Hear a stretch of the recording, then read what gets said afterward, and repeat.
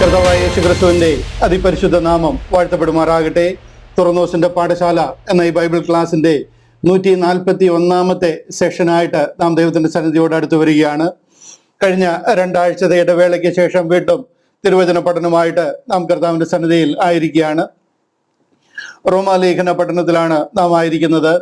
ഇതിനോടകം 8 അധ്യായങ്ങൾ നമുക്ക് പഠിക്കുവാനായിട്ട് ദൈവം നമ്മളെ സഹായിച്ചു. ഇന്ന് 9ാമത്തെ അധ്യായത്തിലേക്ക് നമ്മൾ കടക്കുകയാണ്. അനുഗ്രഹിക്കപ്പെട്ട നിലയിൽ എത്രത്തോളം ഈ ബൈബിൾ ക്ലാസ് ചെയ്യുവാൻ ദൈവം നമ്മളെ സഹായിച്ചുകൊണ്ടിരിക്കുന്നു. അനേകർക്ക് ഈ വചന സത്യങ്ങൾ മനസ്സിലാക്കുവാൻ, പഠിക്കുവാൻ ദൈവം സാവകാശത്തെ കൊടുത്തുകൊണ്ടിരിക്കുന്നു. എല്ലാത്തിനായിട്ട് ഞാൻ എൻ്റെ ദൈവത്തെ നന്ദിയോടെ സ്തുതിക്കുന്നു. ഈ വർഷത്തിൽ നമുക്ക് ഇനി 8 സാറ്റർഡേസ് ആണ് അവൈലബിൾ ആയിട്ട് ബാക്കിയുള്ളത്. 8 അധ്യായങ്ങളും നമുക്ക് പഠിച്ചു തീർക്കേണ്ടതായിട്ടുണ്ട്. ഒരാഴ്ചയിൽ 1 അധ്യായം എന്ന ക്രമത്തിൽ പോയി കഴിഞ്ഞാൽ ഈ രണ്ടിലേക്ക് മിക്കവാറും നമുക്ക് ഈ റോമാലേഖന പഠനം പൂർത്തിയാക്കുവാൻ കഴിയും എന്ന് ഞാൻ ആഗ്രഹിച്ചു. എന്നാൽ ചില അധ്യായങ്ങൾ ഞാൻ നോക്കിയപ്പോൾ ഒരല്പം കൂടുതൽ സമയം സ്പെൻഡ് ചെയ്യേണ്ടതായിട്ട് വരും. അതുകൊണ്ട് നമ്മളൊരു ഓട്ടപ്രദക്ഷിണം നടത്തിയാൽ അവസാനം ഈ ബുക്ക് ഒരല്പം ഫാസ്റ്റ് ആയിട്ട് പോകും. അത് കാരണം ഞാൻ അത് വേണ്ട, തീരുമ്പോൾ തീരട്ടെ, ജനുവരി ഫെബ്രുവരി മാസങ്ങളിലായിട്ട് തീരട്ടെ എന്ന് കരുതി അധികം സ്പീഡിൽ പോകുന്നില്ല. ഇതുവരെ നമ്മൾ പഠിച്ചു വന്ന അതേ ഒരു സ്പീഡിൽ തന്നെ മുന്നോട്ട് പോകുവാനായിട്ട് ആഗ്രഹിക്കുകയാണ്. ദൈവം നമ്മളെ അതിനായിട്ട് സഹായിക്കട്ടെ. സൗകര്യങ്ങൾ, സമയം അതിനുവേണ്ടി ദൈവം ഒരുക്കട്ടെ എന്ന് പ്രാർത്ഥിക്കുന്നു. ഇന്ന് നാം റോമാലേഖനം 9ാം അധ്യായത്തിലേക്ക് കടക്കുകയാണ്. 8 അധ്യായങ്ങൾ നമ്മൾ ചിന്തിച്ചു. ഇന്ന് 9ാമത്തെ അധ്യായത്തിലേക്ക് കടക്കുകയാണ്. പ്രാരംഭ ക്ലാസ്സുകളിൽ നമ്മൾ ശ്രദ്ധിച്ചാൽ റോമാലേഖനം പഠിച്ചു തുടങ്ങിയപ്പോൾ ഞാൻ ഈ വിഷയത്തിന്റെ വിഭജനം പറഞ്ഞു തുടങ്ങിയപ്പോൾ ഇതുപോലെ പറഞ്ഞിരുന്നു. 9ാമത്തെ അധ്യായം മുതൽ 11ാമത്തെ അധ്യായം വരെ 9, 10, 11 അധ്യായങ്ങൾ യഹൂദനോടുള്ള ബന്ധത്തിൽ പറഞ്ഞിരിക്കുന്ന ഡിസ്പെൻസേഷണൽ ചാപ്റ്റേഴ്സ് ആണ് എന്ന് ഒന്ന് ഓടിച്ച് പറയുവാനായിട്ട് ഇടയായി. ആ അധ്യായങ്ങളാണ് നാം ഈ ദിവസങ്ങളിൽ പഠിക്കുവാനായിട്ട് പോകുന്നത്. അതായത് 9, 10, 11 അധ്യായങ്ങൾ. ഇത് യഥാക്രമം യഹൂദന്റെ തിരഞ്ഞെടുപ്പ്, യഹൂദന്റെ ദൈവവചനത്തിലുള്ള നിരാകരണം, ദൈവിക പദ്ധതിയിൽ നിന്ന് വീണുപോവുക. അടുത്തതായിട്ട് 11ാമത്തെ അധ്യായം ഇസ്രായേൽ ജനത്തെ ദൈവം യഥാസ്ഥാനപ്പെടുത്തുക. ഈ 3 വിഷയങ്ങളാണ് ഈ 3 അധ്യായങ്ങളിൽ കൂടി പഠിപ്പിക്കുന്നത്. അതായത് ഇസ്രായേലിന്റെ ഇലക്ഷൻ 9ാമത്തെ അധ്യായത്തിൽ, ഇസ്രായേലിന്റെ റിജക്ഷൻ 10ാമത്തെ അധ്യായത്തിൽ, ഇസ്രായേലിന്റെ റിസ്റ്റോറേഷൻ 11ാമത്തെ അധ്യായത്തിൽ. യഥാക്രമം ഈ വിഷയമാണ് ഈ 3 അധ്യായങ്ങളിലും പഠിപ്പിക്കുന്നത്. ഇന്ന് അതിലെ ഇലക്ഷൻ എന്ന് പറയുന്ന ആ പാർട്ട്, അതായത് 9ാമത്തെ അധ്യായമാണ് ഇന്ന് നമ്മൾ ചിന്തിക്കുന്നത്. ദൈവം യഹൂദനെ തിരഞ്ഞെടുത്തു. ഉലകത്തിൽ നിന്നും ഇസ്രായേലിനെ ദൈവം ദൈവജനമായിട്ട് തിരഞ്ഞെടുത്തു. അതാണ് ഇലക്ഷൻ കൊണ്ട് അർത്ഥമാക്കുന്നത്. രണ്ടാമത്, ദൈവവചനത്തിൽ നിന്നും ദൈവിക പദ്ധതിയിൽ നിന്നും അവർ വീണുപോയി. ദൈവ വചനത്തെ അവർ നിരാകരിച്ചു. ഇസ്രായേലിന്റെ പരിശുദ്ധനെ വിട്ട് അവർ പുറകോട്ട് മാറിപ്പോയി. ഇതാണ് 2ാമത്തെ വിഷയം, അല്ലെങ്കിൽ 10ാമത്തെ അധ്യായം. 11ാമത്തെ അധ്യായം പറയുന്നത് അവരെത്ര വീണുപോയാലും, അവരെത്ര ദൈവസന്നിധിയിൽ നിന്ന് അകന്നുപോയാലും ദൈവം അവരെ കൂട്ടിച്ചേർക്കും. അവരെ ദൈവം യഥാസ്ഥാനപ്പെടുത്തും, റിസ്റ്റോർ ചെയ്യും. അത് ദൈവത്തിന്റെ ഉത്തരവാദിത്തമാണ്. അത് ദൈവം അബ്രഹാമുമായിട്ട് ചെയ്തിട്ടുള്ള കവണന്റ് ആണ്, ഉടമ്പടിയാണ്. അതുകൊണ്ട് അവരെത്ര വീണുപോയി കിടന്നാലും, എത്ര ദൈവത്തിൽ നിന്ന് അകന്നിന്നായിരിക്കുന്നെങ്കിലും, അടുത്ത അധികം വിദൂരമല്ലാത്ത ഭാവിയിൽ ദൈവം അവരെ റിസ്റ്റോർ ചെയ്യും. ദൈവിക പദ്ധതിയിലേക്ക് അവരെ മടക്കിക്കൊണ്ടുവരും. അവരെന്റെ ജനം, ഞാൻ അവർക്ക് ദൈവം എന്ന് പറയുന്ന ക്രമത്തിലേക്ക് കാര്യങ്ങൾ മടങ്ങി വരും. ഇതാണ് ഈ 3 അധ്യായത്തിൽ പറയുന്നത്. 9, 10, 11 അധ്യായങ്ങൾ. ഇവിടെ നമ്മുടെ റോൾ, നമ്മളെ കുറിച്ച് പ്രത്യേകിച്ച് ഒന്നും പറയുന്നില്ല. നമ്മുടെ ഇതെല്ലാം നമുക്ക് വേണ്ടുന്ന കാര്യങ്ങൾ തന്നെയാണെങ്കിലും ഇവിടെ പ്രത്യേകിച്ച് ഈ 3 അധ്യായങ്ങളിൽ നമ്മളെ കുറിച്ചല്ല പറയുന്നത്, യഹൂദനെ കുറിച്ചാണ് പറയുന്നതെന്ന് പ്രാരംഭമായിട്ട് ഞാൻ ഓർപ്പിക്കുക. ഈ വിഷയത്തിലേക്ക് 9ാമത്തെ അധ്യായം ഇലക്ഷൻ എന്ന് പറയുന്ന വിഷയം, ഇതൊരു ക്ലിയർ വിഷയമാണ്. ഇലക്ഷൻ എന്ന് പറയുന്നത് നമുക്ക് എല്ലാവർക്കും അറിയാം. യഹൂദനെ ദൈവമാണ് തിരഞ്ഞെടുത്തിരിക്കുന്നത്. ദൈവജനമാണ്. യഹോവ ദൈവമായി, വിശുദ്ധ ജാതിയായി, അവൻ അവകാശമായ ജനമെന്ന് ദൈവം പറഞ്ഞിരിക്കുന്നതും വാഗ്ദത്ത പ്രകാരം ഉള്ള സന്തതിയിൽ നിന്ന് ദൈവം വിളിച്ചു വേർതിരിച്ചിരിക്കുന്നതുമായ ഒരു ജനമാണ്. അതിന് നമുക്ക് പ്രത്യേകിച്ച് അതിലൊന്നും കൺഫ്യൂഷന്റെ ആവശ്യമില്ല. അതുകൊണ്ട് തന്നെ ഈ 9ാമത്തെ അധ്യായം റിലേറ്റീവ്ലി സിമ്പിൾ ആയിട്ട് നമുക്ക് വായിച്ചു പോകാവുന്ന അധ്യായമാണ്. എന്നാൽ 10ാമത്തെ അധ്യായത്തിലും വലിയ കുഴപ്പമില്ലാത്ത രീതിയിൽ നമുക്ക് അതിനെ മനസ്സിലാക്കി പോകാം. 11ാമത്തെ അധ്യായം വരുമ്പോൾ കുറെ കൺഫ്യൂഷനുകൾ ഉണ്ടാകും. കാര്യം ഇത് ക്രിസ്തീയ ഗോളത്തിൽ ഇന്ന് ഒത്തിരി തെറ്റിദ്ധാരണകൾ ഉണ്ടാക്കിയിരിക്കുന്ന ഒരു അധ്യായമാണ് ഈ റോമാലേഖനം 11-ാമത്തെ അധ്യായം. അവിടെ പറഞ്ഞിരിക്കുന്ന ചില കാര്യങ്ങളെ ഇന്ന് ക്രിസ്തൻഡത്തിൽ തെറ്റായിട്ട് മനസ്സിലാക്കിയിട്ട് അതിനെ വളച്ചൊടിച്ച് അതിന്റെ ബേസിസിൽ നാം ഇന്ന് ആ സ്ഥാനത്തായിരിക്കുന്നു. ആത്മീക ഇസ്രായേലായിട്ട് നമ്മൾ മാറിയിരിക്കുന്നു. നാം ഇന്ന് വാഗ്ദത്ത കനാനെ നോക്കി ഓടിക്കൊണ്ടിരിക്കുന്ന സിയോൻ സഞ്ചാരിയായി മാറിയിരിക്കുന്നു. നാം കാട്ടൊലിവായിരുന്നു, നമ്മളെ വെട്ടി നല്ലൊലിവായി ഇസ്രായേലിന്മേൽ ഒട്ടിച്ച് നമ്മളെ അങ്ങനെ ഗ്രാഫ്റ്റ് ചെയ്ത് അവരോട് ചേർത്തിരിക്കുന്നു. അവരുടെ രക്ഷാപദ്ധതി മുഴുവനും നമ്മുടെ രക്ഷാപദ്ധതിയായി മാറി. അവർ വീണു പോയെടുത്ത് നമുക്ക് ആ ഭാഗ്യം കിട്ടി. കാട്ടൊലിവായിരുന്നു നമ്മളെ വെട്ടി നല്ല ഒലിവിനോട് ചേർത്ത് ഒട്ടിച്ചിരിക്കുന്നു. ഇതിനെയൊക്കെ വികലമായിട്ട് മനസ്സിലാക്കി ഭയങ്കര ഡോക്ടറിനുകൾ ഉണ്ടാക്കിയിരിക്കുന്ന ഒരു അധ്യായമാണ് 11-ാമത്തെ അധ്യായം. അതുകൊണ്ട് എനിക്ക് അവിടെ ഓടിപ്പോകാൻ പറ്റത്തില്ല. അവിടെ നിന്ന് ലൈൻ ബൈ ലൈനായിട്ട് അവിടെ എന്താണ് എഴുതിയിരിക്കുന്നതെന്ന് നമുക്ക് പഠിച്ചു മനസ്സിലാക്കി വേണം മുന്നോട്ട് പോകുവാനായിട്ട്. അത് 11-ാമത്തെ അധ്യായത്തിലാണ്. വളരെ ഇൻട്രസ്റ്റിംഗ് ആയിട്ടുള്ള ഒരു ചാപ്റ്ററാണ്. ഇതിലോട്ടൊക്കെ കടക്കുന്നതിന് മുൻപായിട്ട് ഇന്ന് 9-ാമത്തെ അധ്യായമാണ് നമ്മൾ പഠിക്കേണ്ടത്. എന്നാൽ അതിലേക്ക് കടക്കുന്നതിന് മുൻപായിട്ട് രണ്ട് കാര്യങ്ങളിൽ അല്പം സമയം ഞാനൊന്ന് എടുക്കുകയാണ്. അതായത് ഒരു 5 മിനിറ്റ് ആദ്യത്തെ ഒന്ന് എടുത്ത് രണ്ട് കാര്യങ്ങൾ നിങ്ങളെ ഒന്ന് ഓർപ്പിക്കുവാനായിട്ട് എനിക്കൊരു പ്രേരണയുണ്ട്.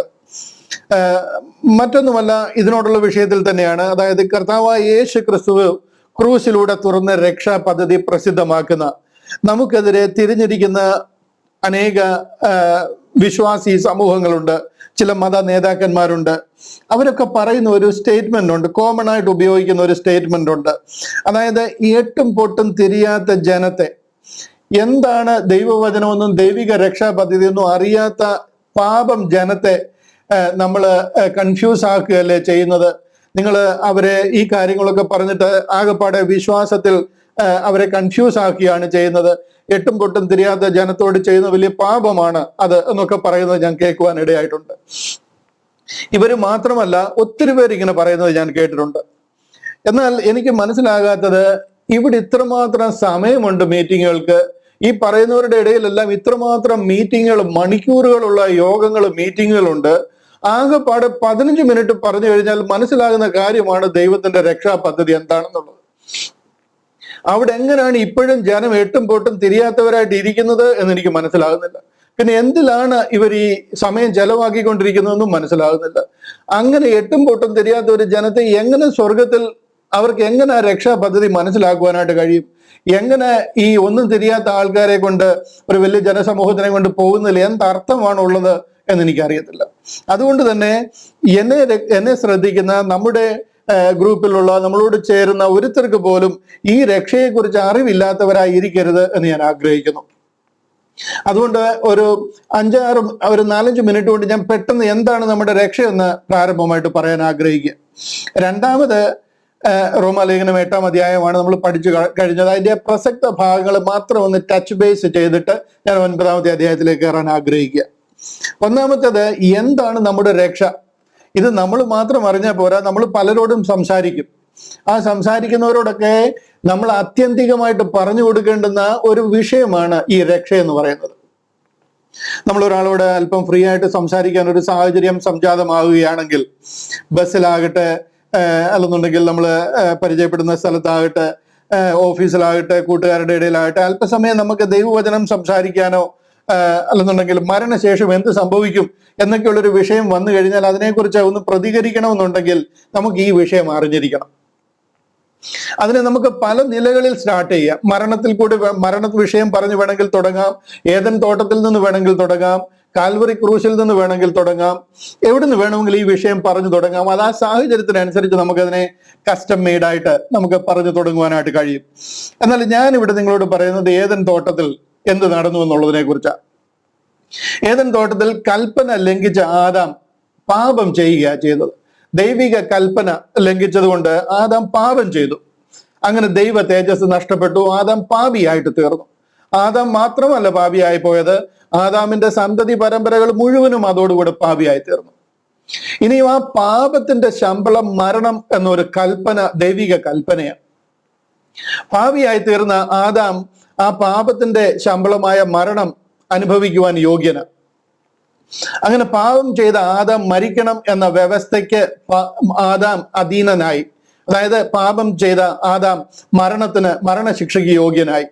ഇവിടെ ഈ മരണമെന്ന് കൊണ്ട് ഉദ്ദേശിക്കുന്നത് നമ്മുടെ ആത്മാവും പ്രാണനും ചേർന്ന് നമ്മുടെ ശരീരത്തെ വിട്ട് വേർപെടുന്നതിനെ അല്ല മരണമെന്നുകൊണ്ട് ഉദ്ദേശിക്കുന്നത്. അത് മരണത്തിന്റെ ആദ്യത്തെ ഒരു സ്റ്റെപ്പാണ്.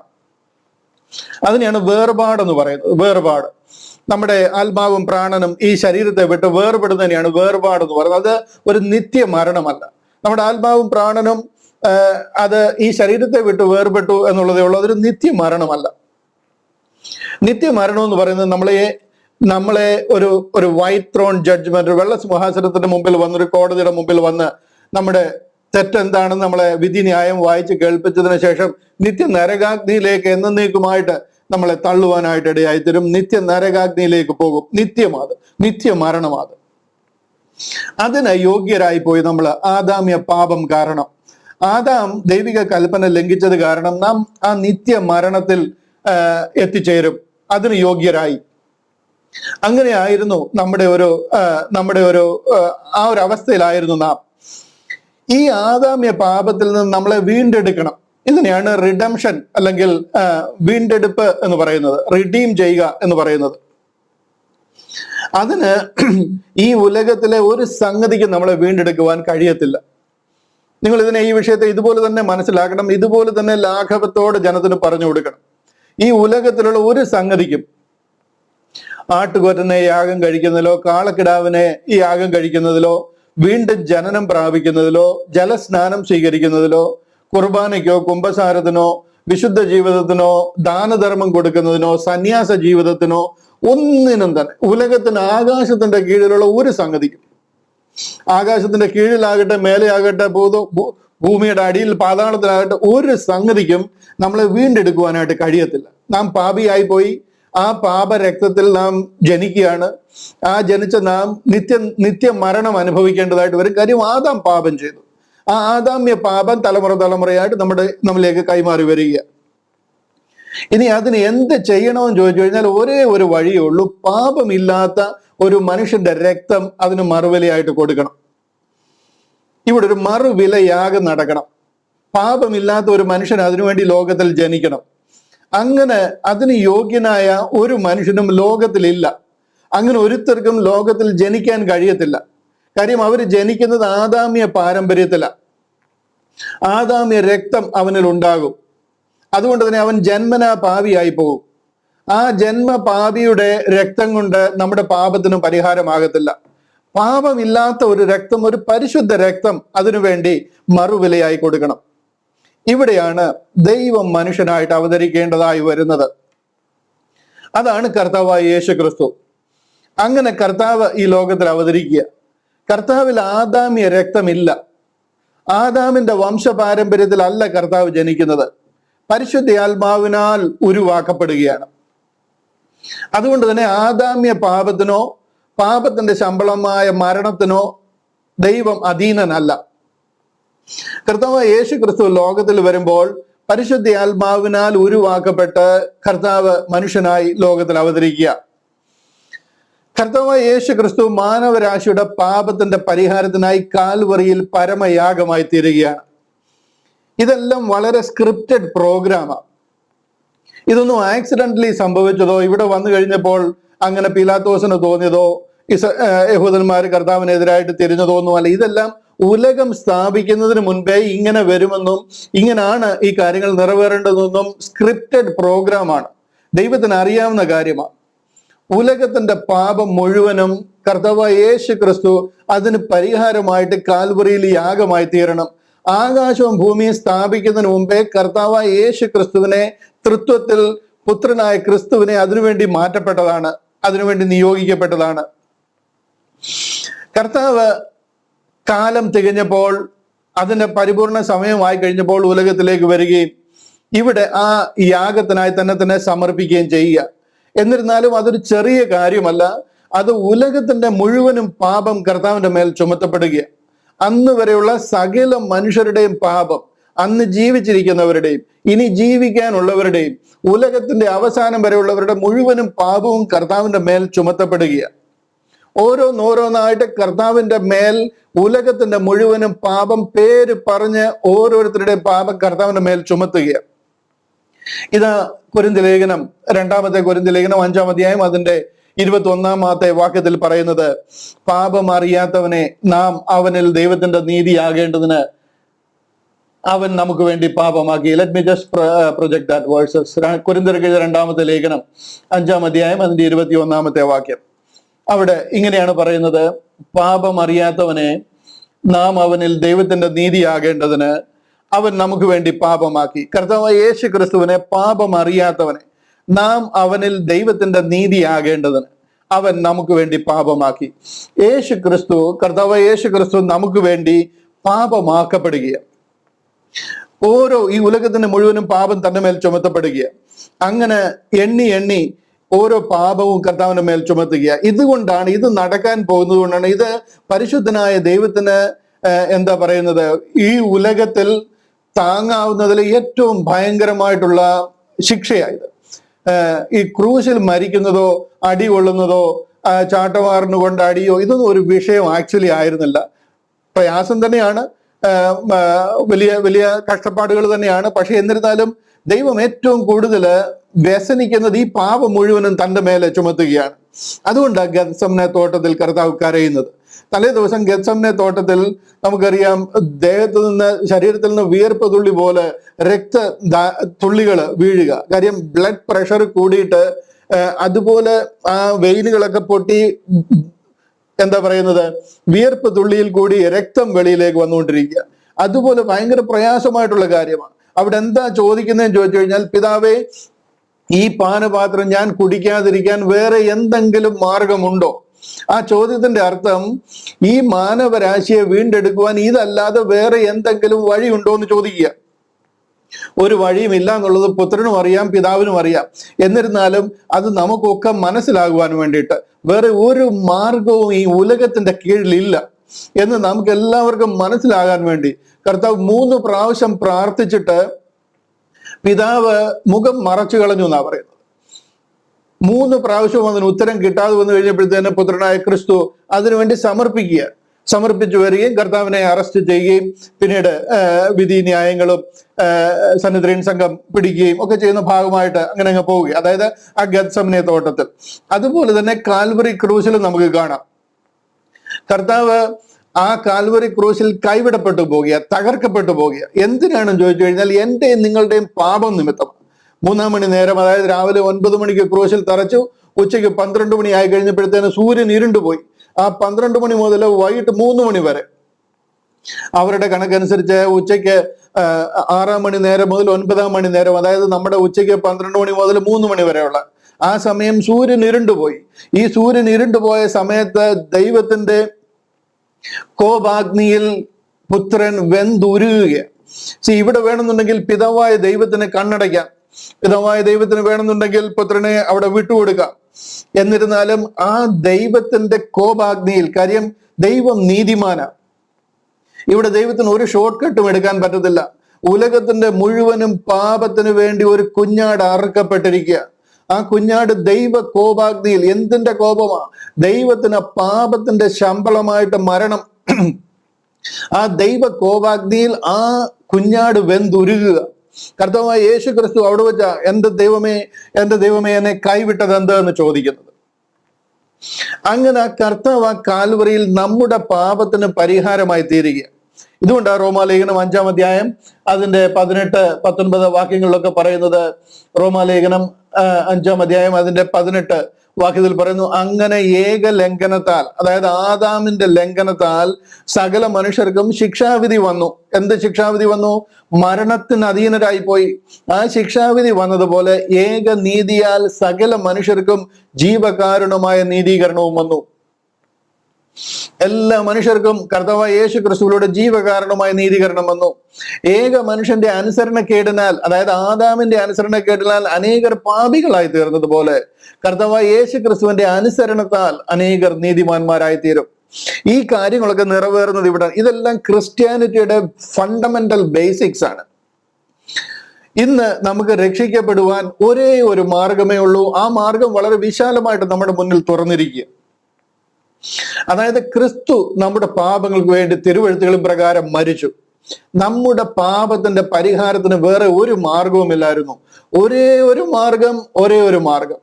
അത് ക്രിസ്തു നമ്മുടെ പാപങ്ങൾക്ക് വേണ്ടി തിരുവെഴുത്തുകളും പ്രകാരം കാൽവറി ക്രൂശിൽ നമുക്ക് വേണ്ടി മരിച്ചു എന്നുള്ളതാണ്. അവൻ അടക്കപ്പെട്ടു, 3-ാം നാൾ തിരുവെഴുത്തുകളും പ്രകാരം ഉയർത്തെഴുന്നേറ്റു. വിശ്വസിക്കുന്നവർക്ക് അവൻ തന്റെ രക്തം മൂലം പ്രായശ്ചിത്തമാകുവാൻ ദൈവം അവനെ പരസ്യമായി നിർത്തിയിരിക്കുന്നു.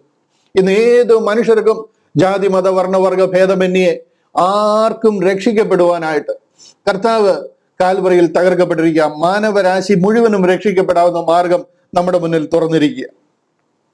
ഇവിടെ നമ്മുടെ പുണ്യപ്രവൃത്തികളോ നമ്മുടെ എന്തെങ്കിലും പ്രവൃത്തിയോ ഉലകത്തിന്റെ കീഴിൽ എന്തെങ്കിലും ചെയ്ത് നമുക്ക് രക്ഷിക്കപ്പെടാവുന്നതോ ആയിട്ടുള്ള മാർഗം അല്ല ഇത്. ഇവിടെ നമ്മുടെ കോൺട്രിബ്യൂഷൻ ഇതിൽ സീറോയാണ്, ആബ്സല്യൂട്ട്ലി സീറോ. അതിന് മുഴുവനും കർത്താവ് വില കൊടുത്തിരിക്കുക. അതിൽ നമ്മൾ പങ്കാളികളാകുവാൻ പാടില്ല. നമ്മുടെ എന്തെങ്കിലും ഗുണം കൊണ്ട് നമുക്ക് രക്ഷിക്കപ്പെടാൻ പറ്റത്തില്ല. എഫേസ്യ ലേഖനം 2:8-9 പറയുന്ന കൃപയാലല്ലോ വിശ്വാസം മൂലം നാം രക്ഷിക്കപ്പെടുന്നത്. കർത്താവ് നമ്മുടെ പാപങ്ങൾക്ക് വേണ്ടി തകർക്കപ്പെട്ടു എന്നുള്ള ആ വിശ്വാസത്തിൽ കൃപയാൽ നാം രക്ഷിക്കപ്പെടുന്ന ഒരു കാലമാണ്. ഇതാണ് ക്രിസ്ത്യാനിറ്റി. ഇത്രയും സംഗതി മനസ്സിലാക്കുവാൻ നമുക്ക് PhD ഒന്നും ഒരു ആവശ്യമില്ല, ഒരു BTHന്റെയും MTHന്റെയും ആവശ്യമില്ല. ഒരു ദിവസം പറഞ്ഞു കൊടുത്ത്, 2 ദിവസം പറഞ്ഞു കൊടുത്ത്, 3-ാം ദിവസം പറഞ്ഞു കൊടുത്താൽ തത്ത പറയുന്ന മാതിരി എല്ലാവരും പറയും. എന്തുകൊണ്ടാണ് പിന്നെ ഈ 8ഉം പൊട്ടും തിരിയാത്ത ആൾക്കാരെ വെച്ചേക്കുന്നത് എനിക്കൊരു പിടി കിട്ടുന്നില്ല. നമുക്ക് അതുകൊണ്ട് നമ്മുടെ ഗ്രൂപ്പിൽ ഇങ്ങനെ ഈ വിഷയം അറിയാത്ത ഒരു മനുഷ്യർ പോലും നമ്മുടെ കൂട്ടത്തിൽ ഉണ്ടായിരിക്കാൻ പാടില്ല. നമുക്ക് ഒരു ഡമ്മികളുടെയും ആവശ്യമില്ല. ഈ കാര്യം അറിയാവുന്നവർ മാത്രം ഇതിനോട് നിന്ന് കഴിഞ്ഞാൽ മതി. ഈ കാര്യം അല്ലാതെ ഇവിടെ നിന്നിട്ട് ഒരു പ്രയോജനവുമില്ല. ഇത് അറിയാതെ നമ്മൾ രക്ഷിക്കപ്പെടാൻ പറ്റത്തില്ല. കുറെ ഡമ്മികളെ കൂടെ കൊണ്ടു നടന്ന് സ്വോത്രകാഴ്ച പിരിക്കുന്നതിൽ ഒരർത്ഥവുമില്ല. കർത്താവിന്റെ ഈ കാൽവറി യാഗം, അതിലൂടെയാണ് ഇന്ന് നമ്മൾ മുഴുവനും രക്ഷിക്കപ്പെട്ടിരിക്കുന്നത്. നമ്മുടെ സ്നാനത്തിലോ നമ്മുടെ വീണ്ടും ജനനത്തിലോ നമ്മുടെ എന്തെങ്കിലും ചെയ്തതിലോ പുണ്യപ്രവൃത്തിയിലോ ഒന്നിലുമല്ല. ഇത്രയും ഭാഗം വളരെ ക്ലിയർ ആയിരിക്കണം. ഇത് കർത്താവിന്റെ കാൽവറി യാഗം ലോകത്തിൽ നിറവേറുന്നതിന് മുൻപും പാപം മോചിക്കപ്പെട്ടിരുന്നത് ഈ കാൽവറി യാഗത്തിന്റെ ബേസിസിൽ തന്നെയാണ്. ഒന്നുകൂടെ പറയാം. അതായത് ഈ കാൽവറിയിലെ യാഗം നടക്കുന്നതിന് മുൻപുള്ള ആൾക്കാർ 4000 വർഷമുണ്ട്. 4000 വർഷം. ആ 4000 വർഷമുള്ള ആൾക്കാരും പാപം മോചിച്ചിരുന്നത് ഈ കാൽവറി യാഗത്തിന്റെ ബേസിസിലാണ്. അവർക്കാർക്കും കാൽവറിയെ കുറിച്ച് അറിയത്തില്ല, അതിലൂടെ എന്ത് നടക്കുന്നു എന്ന് അറിയത്തില്ല. അതിന്റെ തലേ ദിവസം പത്രോസിനോട് പറഞ്ഞിട്ട് പോലും പത്രോസ് അപ്പോസ്തലനും മനസ്സിലായിട്ടില്ല അതെന്താന്ന് ചോദിക്കുന്നത്. കർത്താവേ നിനക്ക് അങ്ങനെ സംഭവിക്കല്ലേ എന്നാ പറയുന്നത്. അപ്പൊ അവർക്ക് ആർക്കും ഇതിനെക്കുറിച്ച് അറിയത്തില്ലായിരുന്നുവെങ്കിലും അവരുടെ ദൈവത്തിലെ വിശ്വാസം തെളിയിക്കുവാനായിട്ട് ദൈവം ചില മാർഗങ്ങൾ അവർക്ക് പറഞ്ഞു കൊടുത്തിരുന്നു. അതാണ് ന്യായപ്രമാണത്തിൽ കൂടെ അവരെ അറിയിച്ചിരുന്നത്. കൽപ്പനകളും പ്രമാണങ്ങളും യാഗങ്ങളും തിരുനാളുകളും ഒക്കെ അതിനുവേണ്ടി കൽപ്പിച്ചു കൊടുത്തിരുന്നതാണ്. അത് അവരുടെ വിശ്വാസം തെളിയിക്കുവാനായിട്ട് കൊടുത്തിരുന്നതാണെങ്കിലും അതിലൊന്നും ഒരു പാപവും ഒരു കാലത്തും മോചിക്കപ്പെട്ടിട്ടില്ല. ഒരു കാളക്കിടാവിന്റെ ഒരു ആട്ടുകൊറ്റന്റെയും രക്തത്തിൽ ഒരു പാപവും മോചിക്കപ്പെടത്തില്ല. അന്ന് കൊടുത്തിരുന്ന ഉപദേശങ്ങൾ ഒന്നായിരുന്നു ഈ സ്നാനവും. ഇതിലൊന്നും ഒരു മനുഷ്യന്റെയും പാപം മോചിക്കത്തില്ല. പാപം മോചിച്ചിരുന്നത് കർത്താവ് കാൽവറിയിൽ തകർക്കപ്പെട്ട ആ പരമയാഗത്തിലാണ്. കാളക്കിടാങ്ങളുടെയോ ആട്ടുകൊറ്റന്മാരുടെയോ രക്തത്താൽ അല്ല, തന്റെ സ്വന്തം രക്തത്താൽ ഒരിക്കലായി വിശുദ്ധ മന്ദിരത്തിൽ പ്രവേശിച്ചു എന്നേക്കുമുള്ളൊരു വീണ്ടെടുപ്പ് സാധിപ്പിച്ചിരിക്കുക. അതിലെ ആഴമായ വിശ്വാസത്തിലും സമർപ്പണത്തിലും അത് വിശ്വസിക്കുന്ന അതേ സമയത്ത് തന്നെ നാം രക്ഷിക്കപ്പെടുക. ഈ കാലഘട്ടത്തിൽ ഒരു പ്രത്യേകത, നമ്മൾ വിശ്വസിച്ചു കഴിഞ്ഞാൽ പരിശുദ്ധ ആത്മാവിനാൽ നമ്മളെ മുദ്രയിടുക വീണ്ടെടുപ്പിൻ നാൾ വരെ. അതായത് നമ്മുടെ രക്ഷ, നമ്മുടെ റിഡംഷൻ 101% ഉറപ്പായിരിക്കുക. അത്ര അനുഗ്രഹിക്കപ്പെട്ട മനോഹരമായ കൃപായുഗത്തിലാണ് നാം ആയിരിക്കുന്നത്. അങ്ങനെ ആയിരിക്കുന്ന ഒരു സമയത്ത് പഴയ നിയമകാലങ്ങളിൽ നമ്മൾ ചെയ്തിരുന്ന കാര്യങ്ങളൊക്കെ നമുക്ക് ഇപ്പോഴും പിൻപറ്റണമെന്ന് പറഞ്ഞു കഴിഞ്ഞാൽ കർത്താവ് കാൽവറിയിൽ ചെയ്ത ആ രക്ഷന്റെ പ്രവൃത്തിക്ക് ഒരു ഇമ്പോർട്ടൻസ് ഇല്ലാതായി പോവുക, അല്ലെങ്കിൽ അത് വ്യർത്ഥമായി പോവുക എന്ന് പറയും. അത് അർത്ഥമില്ലാതെ പോവുക എന്ന് പറയും. നമ്മള് കർത്താവ് കാൽവറിയിൽ ഇത്ര ഭയങ്കര ഒരു രക്ഷാ പ്രവൃത്തി നടത്തിയിരിക്കുക. പഴയ നിയമത്തിൽ അങ്ങനെ ചെയ്തിരുന്നില്ല. പഴയ നിയമത്തിൽ കർത്താവ് ലോകത്തിൽ വന്നിരുന്നില്ല. ഈ കാൽവറി യാഗം നടന്നിരുന്നില്ല. പരിശുദ്ധ ആത്മാവ് ഒക്കേഷണലി വന്നിരുന്നുവെങ്കിലും അതിന്റെ പർപ്പസ് വേറെ ആയിരുന്നു. ഈ രക്ഷാ പദ്ധതി ലോകത്തിന് അറിയത്തില്ല. അങ്ങനെ ഇരുന്നപ്പോൾ കൊടുത്തിരുന്ന നിയമം പോലെ അല്ല ഈ കാൽവറി യാഗം നടന്നതിന് ശേഷമുള്ള നമ്മുടെ അവസ്ഥ. അത് നമുക്ക് വെളിപ്പെട്ടിരിക്കുക, നമുക്ക് അതിലൂടെ രക്ഷ തുറന്നിരിക്കുന്നു. തന്റെ ദേഹം എന്ന തിരശീല ചീന്തി ഒരു പുതിയ ക്രിസ്തീയ മാർഗം ആരംഭിച്ചിരിക്കുക. അതിന്റെ വാഗ്ദത്തങ്ങളും അതിന്റെ അനുഗ്രഹങ്ങളും ഒക്കെ നമ്മളോട് പറഞ്ഞ് പരിശുദ്ധ ആത്മാവിനെ ആചാരമായിട്ട് നമുക്ക് തന്ന ഇതൊരു പുതിയ കാലഘട്ടമാണ്. പഴയ കാലഘട്ടത്തിലെ വ്യവസ്ഥയല്ല ഈ കാലഘട്ടത്തിൽ. ഇവിടെ നമുക്ക് പഴയ കാലഘട്ടത്തിൽ നടന്നിരുന്ന കാര്യങ്ങളൊക്കെ നമ്മൾ ഇന്നും ചെയ്യണമെന്ന് പറഞ്ഞു കഴിഞ്ഞാൽ, ഞാൻ സാധാരണ പറഞ്ഞിട്ടുള്ള ഒരു ഉദാഹരണമുണ്ട്, അത് വീണ്ടും ഒന്നുകൂടെ ഒന്ന് പറയുക നിങ്ങളുടെ അനുവാദത്തോടെ. അതായത് ഒരു മനുഷ്യൻ രാത്രിയിൽ ഒരു സ്ട്രീറ്റിൽ കൂടെ നടന്നു പോയി കഴിഞ്ഞപ്പോൾ അവനെ വെളിച്ചം കാണിച്ചു കൊടുത്തിരുന്ന ആ സ്ട്രീറ്റ് ലൈറ്റുകളാണ്. ആ സ്ട്രീറ്റ് ലൈറ്റിന്റെ വെട്ടത്തിലാണ് ആ റോഡിൽ കൂടെ അവൻ നടന്നു പോയത്. എന്നാൽ പിറ്റേ ദിവസം ആയി കഴിഞ്ഞപ്പോഴത്തേന് പകല് ഉച്ചയ്ക്ക് അതുവഴി നടന്നു പോകണമായിരുന്നു. ആ നടന്നു പോയപ്പോഴ് സൂര്യൻ ഉദിച്ചിരിക്കുക. സൂര്യൻ ഉദിച്ചു നിൽക്കുന്ന കാരണം ആ സൂര്യപ്രകാശത്തിൽ കൂടെ അവനെ സ്ട്രീറ്റ് നല്ലവണ്ണം കാണാം, അതുവഴി നടന്നു പോകാം. അവിടെ നിന്നിട്ട് അവൻ പറയുകയാണ്, എനിക്ക് ഇത് പോരാ, എനിക്ക് ഇന്നലെ രാത്രിയിൽ ഞാൻ ഇവിടെ ചില സ്ട്രീറ്റ് ലൈറ്റുകൾ കണ്ടിരുന്നു, അതിന്റെ വെട്ടത്തിലാണ് ഞാൻ കഴിഞ്ഞ ദിവസം നടന്നത്, എനിക്ക് ആ സ്ട്രീറ്റ് ലൈറ്റ് ഉണ്ടെങ്കിലേ ഇപ്പൊ പകൽ ഇതുവഴി പോകാൻ പറ്റുമെന്ന് പറഞ്ഞു കഴിഞ്ഞാൽ സൂര്യനെ ആക്ഷേപിക്കുന്നതിന് തുല്യമാണ്. ഇത് സംഭവമായി ഇന്ന് ഇവിടെ നടന്നുകൊണ്ടിരിക്കുന്നത്. കർത്താവായ യേശു ക്രിസ്തു കാൽവരിയിൽ യാഗമായി നമ്മുടെ രക്ഷാ പദ്ധതി നമുക്ക് വെളിപ്പെട്ടതിന് ശേഷം ആ സ്ട്രീറ്റ് ലൈറ്റുകളൊക്കെ നമുക്ക് ഇപ്പോഴും വേണമെന്ന് പറഞ്ഞു കഴിഞ്ഞാൽ സൂര്യനെ ആക്ഷേപിക്കുന്നത് പോലെ കർത്താവായ യേശു ക്രിസ്തുവിന്റെ കാൽവരി യാഗത്തെ നമ്മൾ ആക്ഷേപിക്കുന്നതിന് തുല്യമാണ്. നിങ്ങൾ അതിന്റെ സീരിയസ്നെസ് ഒന്ന് മനസ്സിലാക്കണം. ഇതൊന്നും ആക്സിഡന്റലി കർത്താവ് ഇവിടെ വന്നിട്ട് മരിച്ചു പോയതല്ല. നമ്മളെ സൃഷ്ടിക്കുന്നതിന് മുമ്പേ പ്ലാൻ ചെയ്ത ആ പദ്ധതി നിറവേറിയിരിക്കുക. സ്ക്രിപ്റ്റഡ് പ്രോഗ്രാം അത് നിറവേറി നമുക്ക് വെളിപ്പെടുത്തി അതിലെ വിശ്വാസത്താൽ നമ്മൾ രക്ഷിക്കപ്പെടുന്നു എന്ന് പറയുമ്പോൾ നോ അതല്ല. അതിന്റെ മുന്നിലുണ്ടായിരുന്ന വേറെ പല കാര്യങ്ങളുണ്ട്, അതെല്ലാം എനിക്ക് ചെയ്യണമെന്ന് പറഞ്ഞു കഴിഞ്ഞാൽ നമുക്ക് ക്രിസ്ത്യാനിറ്റി എന്താണെന്നേ മനസ്സിലായിട്ടില്ല എന്നാണ് അതിന്റെ അർത്ഥം. ഇന്ന് അതാണ് സംഭവിച്ചിരിക്കുന്നത്. ക്രിസ്ത്യൻഡത്തിൽ 99% ക്രിസ്തീയ വിശ്വാസം എന്താണെന്ന് മനസ്സിലായിട്ടില്ല.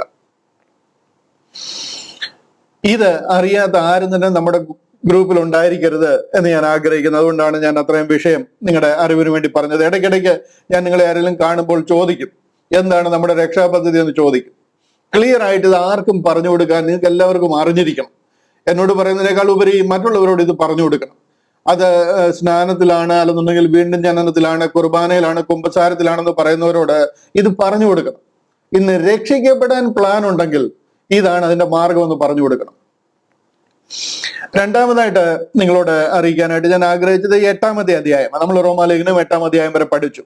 1 മുതൽ 8-ാമത്തെ അധ്യായം വരെ വളരെ ഇമ്പോർട്ടന്റ് ആയിട്ടുള്ള അധ്യായം നമുക്ക് വേണ്ടി പറഞ്ഞിരിക്കുന്ന കാര്യങ്ങളാണ്. ആത്മാവിനാൽ നാം വീണ്ടും ജനിക്കപ്പെടുന്ന കാര്യവും പരിശുദ്ധ ആത്മാവ് നമ്മുടെ ഉള്ളിലേക്ക് വരുന്നതിനെ കുറിച്ചും ഒക്കെയാണ്. വാക്ക് ആഫ്റ്റർ ദ സ്പിരിറ്റ് വളരെ ഇമ്പോർട്ടന്റ് ആയിട്ട് നമ്മൾ അതിനെ പഠിച്ചു. എന്നാലും എത്രമാത്രം ആഴത്തിൽ ഇറങ്ങാൻ കഴിഞ്ഞോ എനിക്ക് സംശയമുണ്ട്. പക്ഷെ എന്നിരുന്നാലും അതൊരു നല്ല അളവിന് ടച്ച് ചെയ്യാൻ പറ്റി എന്ന് ഞാൻ വിശ്വസിക്കുന്നു. വാക്ക് ആഫ്റ്റർ ദ സ്പിരിറ്റ്, പരിശുദ്ധ ആത്മാവിനെ അനുസരിച്ച് നടക്കുക. ആ 8-ാമത്തെ അധ്യായം ഒക്കെ പറഞ്ഞു തുടങ്ങുന്നത് തന്നെ ഇപ്പോൾ ക്രിസ്തുവേശുവിലുള്ളവർക്ക് ഒരു ശിക്ഷാവിധിയും ഇല്ല എന്ന് പറഞ്ഞാൽ തുടങ്ങുന്നത്. ഇപ്പോൾ ക്രിസ്തുവേശുവിലുള്ളവർക്ക്. ആരാ ഇപ്പോൾ ക്രിസ്തുവേശുവിലുള്ളവര്? എല്ലാ ദിവസവും പള്ളിയിൽ പോകുന്നവരാണോ? അല്ലെന്നുണ്ടെങ്കിൽ ഏതെങ്കിലും രീതിയിൽ കൂടെ ഇന്ന് ഈ വിശ്വാസി സമൂഹം എന്ന് പറയുന്നത് പോലെ അവർ വിശ്വസിച്ചിരിക്കുന്ന കാര്യങ്ങൾ, പ്രമാണങ്ങളൊക്കെ പാലിക്കുന്നവരെയാണോ ഈ ക്രിസ്തുവേശുവിലുള്ളവരെന്ന് പറയുന്നത്? ഒരിക്കലുമല്ല. ക്രിസ്തുവേശുവിലുള്ളവരെന്ന് പറയുന്നത് ക്രിസ്തുവിന്റെ ആത്മാവ് ഉള്ളിലുള്ളവരാ. In whom dwells the spirit of God. ദൈവത്തിന്റെ ആത്മാവ് ആരുടെ ഉള്ളിൽ വസിക്കുന്നുവോ അവനാണ് ക്രിസ്തുവിലുള്ളവരെന്ന് പറയുന്നത്. അങ്ങനെയുള്ളവർ മരിക്കുന്നതാണ് റാപ്ചറിൽ ഉയർത്തെഴുന്നേൽക്കുമ്പോൾ ക്രിസ്തുവിലുള്ളവർ മുന്നമേ ഉയർത്തെഴുന്നേൽക്കും എന്നൊക്കെ പറയുന്നത്. ഇന്ന് നാം മരിച്ചു കഴിഞ്ഞാൽ, അല്ലെങ്കിൽ ഇന്ന് കർത്താവിന്റെ വരവായാൽ നമ്മൾ രൂപാന്തരപ്പെടണമെന്നുണ്ടെങ്കിൽ നാം ക്രിസ്തുവിലുള്ളവരായിരിക്കണം. അതായത് ക്രിസ്തുവിന്റെ ആത്മാവ് നമ്മുടെ ഉള്ളിൽ ഉണ്ടായിരിക്കണം. അവരെയാണ് ക്രിസ്തുവിലുള്ളവരെന്ന് പറയുന്നത്. ക്രിസ്തുവിന്റെ ആത്മാവ് എങ്ങനെയാണ് നമ്മുടെ ഉള്ളിൽ വരുന്നത്? നമ്മൾ കാത്തിരുന്ന് തമ്പാറടിച്ച് പൊട്ടിച്ച്, അല്ലെന്നുണ്ടെങ്കിൽ ഭയങ്കര പാട്ടും ഒച്ചയും ബഹളവും ഒക്കെ ഉണ്ടാക്കി അങ്ങനെയാണോ നമ്മൾ ആത്മാവിനെ ആവാഹിച്ചെടുക്കുന്നത്? മാതിരി വല്ലതുമാണോ ആത്മാവ് നമ്മുടെ ഉള്ളിലേക്ക് വരുന്നത്? ഒന്നുമല്ല. വളരെ സിമ്പിളാണ്. ക്രിസ്തു നമ്മുടെ പാപങ്ങൾക്ക് വേണ്ടി തിരുവെഴുത്തുകളും പ്രകാരം മരിച്ചു അടക്കപ്പെട്ടു. കർത്താവ് നമ്മുടെ എന്റെ പാപത്തിന് പകരമായി കർത്താവ് എനിക്ക് പകരമായിട്ട്, അല്ലെന്നുണ്ടെങ്കിൽ എന്റെ മരണം ഞാൻ അനുഭവിക്കേണ്ടുന്നത് കർത്താവ് എനിക്ക് വേണ്ടി അനുഭവിച്ചു. അതിലെ ആഴമായ വിശ്വാസം, ഞാൻ ഇനി പാപിയല്ല, എന്റെ പാപം കർത്താവിലെ ആ കാൽവറി യാഗത്തിലെ വിശ്വാസത്താൽ കഴുകിപ്പോയിരിക്കുന്നു. അതിലെ ആഴമായ വിശ്വാസവും അതിലെ നന്ദിയും അതിലെ സമർപ്പണവും നമ്മുടെ ഉള്ളിൽ ഉണ്ടാകുമ്പോൾ നമ്മുടെ ഉള്ളിലേക്ക് ദൈവത്തിന്റെ ആത്മാവ് വരിക, നമ്മുടെ ആത്മാവിനെ അത് പൊതിയുക, ശരിക്കും കവർ ചെയ്യുക. അതിനെയാണ് ആത്മാവ്, ദൈവത്തിന്റെ ആത്മാവ് നമ്മുടെ ആത്മാവിന്റെ മേൽ വരിക എന്ന് പറയുന്നത്. വാക്ക് ആഫ്റ്റർ ദ സ്പിരിറ്റ്. നമ്മൾ അതിനുശേഷം ആ ആത്മാവിനെ അനുസരിച്ച് നടക്കുക. ഇതാണ് ക്രിസ്തുവേശുവിലുള്ളവർക്ക് ഒരു ശിക്ഷാവിധിയും ഇല്ല എന്ന് പറയുന്നത്. അങ്ങനെയാണ് നാം ക്രിസ്തുവേശുവിലാകുന്നത്. അതിനെക്കുറിച്ച് നമ്മൾ ചിന്തിക്കുവാനായിട്ട് ഇടയായി. ഇനി അവിടെ അധികം നിൽക്കുന്നില്ല. സംശയം ഉണ്ടെന്നുണ്ടെങ്കിൽ ആ ഭാഗങ്ങളൊക്കെ, ഇതൊരു ക്രിസ്ത്യാനിറ്റിയുടെ ബേസിക്സ് ആണ്. അത് നമ്മൾ അറിഞ്ഞിരിക്കണം. എന്നാലേ നമുക്ക് ബാക്കി കാര്യങ്ങളെല്ലാം അതേലാണ് ബിൽഡപ്പ് ആകുന്നത്. ആത്മാവ് നമ്മുടെ ഉള്ളിൽ, നമ്മൾ കർത്താവിന്റെ കാൽവറി യാഗത്തിലെ ആഴമായ വിശ്വാസത്താൽ നമ്മുടെ ഹൃദയങ്ങളിലേക്ക്, നമ്മുടെ ഉള്ളിലേക്ക് ദൈവത്തിന്റെ ആത്മാവ് നമ്മുടെ ഉള്ളിലേക്ക് വരിക. റോമാലേഖനം 6-ാം അധ്യായം 3-4 വാക്യങ്ങൾ അതിന്റെ ബേസിക്സ് ആണ്. ആ ബേസിലാണ് ശരിക്കും ക്രിസ്ത്യാനിറ്റി ബിൽഡ് ചെയ്തിരിക്കുന്നത്. പക്ഷെ ആ വാക്യത്തെ തന്നെ തെറ്റായിട്ട് മനസ്സിലാക്കി കഴിഞ്ഞാൽ കംപ്ലീറ്റ് തകിടം മറിഞ്ഞു പോകും. അത് എന്ത് സ്നാനമാണെന്നും അതിലൂടെ എന്താണ് ആക്ച്വലി നടക്കുന്നതെന്നും നമ്മൾ പ്രോപ്പറായിട്ട് മനസ്സിലാക്കിയില്ലെന്നുണ്ടെങ്കിൽ കംപ്ലീറ്റ് കാര്യങ്ങളും ചീട്ടുകൊട്ടാരം മാതിരി തകിടം മറിഞ്ഞു പോകും. ഹല്ലേലൂയ. രണ്ടാമത്, നമ്മുടെ ശരീരത്തിന്റെ വീണ്ടെടുപ്പായ പുത്രത്വം. നമ്മൾ 8-ാമത്തെ അധ്യായത്തിൽ പഠിച്ച അടുത്തൊരു പുതിയ സബ്ജക്റ്റ് ആയിരുന്നു, ഇമ്പോർട്ടന്റ് ആയിട്ടുള്ള സബ്ജക്റ്റ് ആയിരുന്നു. ശരീരത്തിന്റെ വീണ്ടെടുപ്പായ പുത്രത്വം നമുക്ക് ലഭിക്കാൻ പോകുന്നു. Adoption to with the redemption of our body. നമ്മുടെ ശരീരത്തിന് ഒരു ഭയങ്കര രൂപാന്തരം സംഭവിക്കാൻ പോകുന്നു. റാപ്ചർ നാളിൽ അത് നടക്കും. തേജസ്കരണം പ്രാപിക്കാൻ പോകുന്നു. അത് നമ്മുടെ ഏറ്റവും വലിയ പ്രത്യാശകരമായ ഒരു അനുഭവമാണ്. നാം തേജസ്കരിക്കപ്പെടാൻ പോകുന്നു. നിത്യം എന്നൊക്കെ പറഞ്ഞു കഴിഞ്ഞാൽ ഒരിക്കലും മരണമില്ലാത്ത ഒരു അവസ്ഥയാണ്. നിത്യമാണ്. അതിനൊരു എൻഡ് ഡേറ്റ് ഇല്ല. അങ്ങനെ എന്നേക്കുമായിട്ട് നാം ദൈവത്തിന്റെ സന്നിധിയിൽ തേജസ്കരണം പ്രാപിച്ച് ഒന്നിച്ചായിരിക്കാൻ പോവുക. അത് ഈ ലോകത്തിലുള്ള സകല ജീവജാലങ്ങളും ദൈവമക്കളാകുന്ന നമ്മളുടെ തേജസ്കരണത്തിനായിട്ട് ആകാംക്ഷയോട് കാത്തിരിക്കുക. നമ്മൾ മാത്രമല്ല, നമുക്കിന്നുള്ളതിനേക്കാൾ ഏറെ ആകാംക്ഷ നമ്മുടെ ചുറ്റുമുള്ള എല്ലാ ജീവജാലങ്ങൾക്കുമുണ്ട്. അതിനെല്ലാം അതിമനോഹരമായ തേജസ്കരണം പ്രാപിച്ച അവസ്ഥയിലേക്ക് അതെല്ലാം കൺവേർട്ട് ചെയ്യപ്പെടാൻ പോവുകയാണ്. ഹല്ലേലൂയ. ഞാൻ ഈ സോളാർ സിസ്റ്റം ഒക്കെ കാണിച്ച് നിങ്ങൾ അതിനോട് ഒന്ന് എക്സ്പ്ലെയിൻ ചെയ്തതായിരുന്നു. നിങ്ങളുടെ ഓർമ്മയിൽ അതൊക്കെ ഉണ്ട് എന്ന് ഞാൻ വിശ്വസിക്കുന്നു. ഈ ഉലകത്തിലുള്ള സകല ജീവജാലങ്ങളും അതിന്റെ ഒരു തേജസ്കരണം പ്രാപിച്ച അവസ്ഥയിലേക്ക് മാറ്റപ്പെടാനായിട്ട് പോവുകയാണ്. അതിന്റെ മുന്നോടിയായിട്ട് മനുഷ്യപുത്രന്റെ തേജസ്കരണം ഉണ്ടാകണം. അങ്ങനത്തെ ഒരു വലിയ അവസ്ഥയുടെ ആദ്യത്തെ സ്റ്റെപ്പാണ് ഈ റാപ്ചർ എന്ന് പറയുന്നത്. അതിലേക്ക് നമ്മൾ കടക്കാനായിട്ട് പോവുകയാണ്. ഈ ലോകം മുഴുവനും നമ്മുടെ ആ തേജസ്കരണത്തിന് വേണ്ടി കാത്തിരിക്കുന്നതിനെ കുറിച്ച് 8-ാമത്തെ അധ്യായത്തിൽ നമ്മൾ പഠിച്ചു. മൂന്നാമതായിട്ട് നമ്മൾ ചിന്തിച്ചത് നമ്മുടെ നിത്യതയിലേക്ക് നമ്മൾ പ്രവേശിച്ചിരിക്കുന്നു എന്നുള്ളതാണ്. അതായത് ഈ ശരീരത്തിലായിരിക്കുമ്പോൾ തന്നെ നാം നിത്യതയിലേക്ക് കടന്നിരിക്കുന്നു. അതുകൊണ്ട് റാപ്ചർ വരെയുള്ള ആ ഒരു സമയം, നമ്മൾ തേജസ്കരിക്കപ്പെടുന്ന ആ സമയം, അതുവരെയുള്ള ആ കാലഘട്ടത്തിൽ നാം നിത്യതയിൽ ഓൾറെഡി ആയിരിക്കുകയാണെങ്കിലും അതുവരെ നമ്മൾ ഈ മൺകൂടാരത്തിലാണ് ആയിരിക്കാൻ പോകുന്നത്. നമ്മുടെ ആത്മാവും പ്രാണനും ഈ മൺകൂടാരത്തിലാണ് ആയിരിക്കുന്നത്. ഈ മൺകൂടാരം എപ്പോഴും ആത്മാവിന്റെയും പ്രാണന്റെയും ചിന്തകൾക്കും പ്രത്യാശയ്ക്കും ഒക്കെ എതിരായിട്ട് നിൽക്കുന്ന ഒരു ശരീരത്തിലാണ് നമ്മളെ വെച്ചിരിക്കുന്നത്. അതുകൊണ്ട് നമ്മൾ ഈ ശരീരത്തിലായിരിക്കുമ്പോൾ എങ്ങനെ നമുക്കൊരു ജയകരമായ ക്രിസ്തീയ ജീവിതം നയിക്കാൻ കഴിയും എന്നുള്ളതിനെ കുറിച്ച് നമ്മൾ ചിന്തിക്കുവാനായിട്ട് ഇടയായി. ആത്മാവ് പ്രാണനും നമ്മുടെ ഈ മൺകൂടാരത്തിൽ ഇരിക്കുമ്പോൾ എങ്ങനെ ജയകരമായ ഒരു ക്രിസ്തീയ ജീവിതം റാപ്ചർ നാൾ വരെ നമുക്ക് ജീവിക്കുവാൻ കാര്യം. ഈ ശരീരത്തിലായിരിക്കുന്ന ഒരു പുതിയ സൃഷ്ടിയാണ്. ഇപ്പൊ നമ്മൾ ആയിരിക്കുന്നത് ആദാമിലല്ല, ക്രിസ്തുവിലാണ്. കാര്യം ഇപ്പൊ നമ്മള് ആദാമിൽ നിന്നും മാറ്റി നമ്മളെ ക്രിസ്തുവിലാക്കിയിരിക്കുക, ഒരു പുതിയ സൃഷ്ടിയായി മാറിയിരിക്കുക. ദൈവത്തിന്റെ ആത്മാവ് നമ്മുടെ ആത്മാവിന്റെ മേലെ വന്നിരിക്കുക. പുറമേ ഉള്ളത് കാണുന്നത്, ആ പുറംചട്ട കാണുന്നത് പഴയ ആളൊക്കെ തന്നെയാണെങ്കിലും നമ്മുടെ അകത്തൊരു വലിയ രൂപാന്തരം സംഭവിച്ചിരിക്കുക. ദൈവത്തിന്റെ ആത്മാവ് നമ്മുടെ ഉള്ളിലേക്ക് വന്നിരിക്കുക. അങ്ങനെ നമ്മൾ ആദാമിൽ നിന്നും ക്രിസ്തുവിലായി മാറിയിരിക്കുക. ഇനി നമ്മൾ റാപ്ചർ വരെ ഇങ്ങനെയാണ് ആയിരിക്കാൻ പോകുന്നത്. അങ്ങനെ ആയിരിക്കുമ്പോൾ ഈ പുറത്തെ ശരീരത്തിന്റെ പ്രവൃത്തികൾ, അതിനെ ഇഷ്ടപ്പെടുത്തുന്ന പ്രവൃത്തികൾ നമുക്ക് ചെയ്യാൻ കഴിയും. പക്ഷെ അത് അകത്തെ പരിശുദ്ധാത്മാവിനെ ദുഃഖിപ്പിക്കുന്നതാണ്. അകത്തെ പരിശുദ്ധാത്മാവിനെ അനുസരിച്ച് നമ്മുടെ പുറത്തെ മനുഷ്യനെ നമുക്ക് കൺട്രോൾ ചെയ്യുവാൻ കഴിയും. അങ്ങനെ ചെയ്യുമ്പോഴാണ് നാം ഒരു ക്രിസ്തീയ ജയജീവിതം നയിക്കുന്നത്. അതിനെക്കുറിച്ചാണ് നമ്മൾ അതിനുശേഷമായിട്ട് ചിന്തിച്ചത്. നമ്മൾ എങ്ങനെ ഒരു ജയകരമായ ക്രിസ്തീയ ജീവിതം പരിശുദ്ധാത്മാവിന്റെ സഹായത്തിൽ നമുക്ക് ചെയ്യുവാൻ കഴിയും എന്നുള്ള വിഷയത്തെക്കുറിച്ച് ചിന്തിക്കുവാനായിട്ട് ഇടയായി. അവസാനമായിട്ട് ചിന്തിച്ച് നിർത്തിയത് inseparable from the love of God. ഈ ഉലകത്തിലുള്ളതോ സ്വർഗത്തിലുള്ളതോ കാണുന്നതോ കാണാത്തതോ ദൃശ്യമായതോ അദൃശ്യമായതോ ഒരു സംഗതിക്കും നമ്മെ ഇനി ദൈവ സ്നേഹത്തിൽ നിന്ന് മാറ്റുവാനായിട്ട് കഴിയത്തില്ല. കർത്താവായ യേശു ക്രിസ്തുവിലുള്ള ആ ദൈവ സ്നേഹത്തിൽ നിന്നും nothing can separate from the love of God എന്ന് പറഞ്ഞാണ് 8-ാമത്തെ അധ്യായം അവസാനിക്കുന്നത്. ഇത്രയും കാര്യങ്ങളാണ് നമ്മൾ കഴിഞ്ഞ ദിവസങ്ങളിൽ ചിന്തിച്ചത്. ഇന്ന് 9-ാമത്തെ അധ്യായത്തിലേക്ക് വരിക. ഞാൻ ഒരു ഗ്യാപ്പ് വന്നതുകൊണ്ടാണ് നിങ്ങളെ അതിൽ ഒന്നുകൂടെ റീക്യാപ്പ് ചെയ്ത് ആ വിഷയത്തിൽ ഒന്ന് ഓർമ്മിപ്പിക്കുവാനായിട്ട് സമയം വേർതിരിച്ചത്. റോമാലേഖനം 9-ാം അധ്യായത്തിലേക്ക് നമ്മൾ ഇന്ന് കടക്കുക. 9-ാം അധ്യായത്തിന്റെ 1 മുതലുള്ള വാക്യങ്ങൾ, ഞാൻ ചില വാക്യങ്ങളൊന്ന് വായിച്ചിട്ട് നമുക്ക് ഈ വിഷയത്തിലേക്ക് വരാം.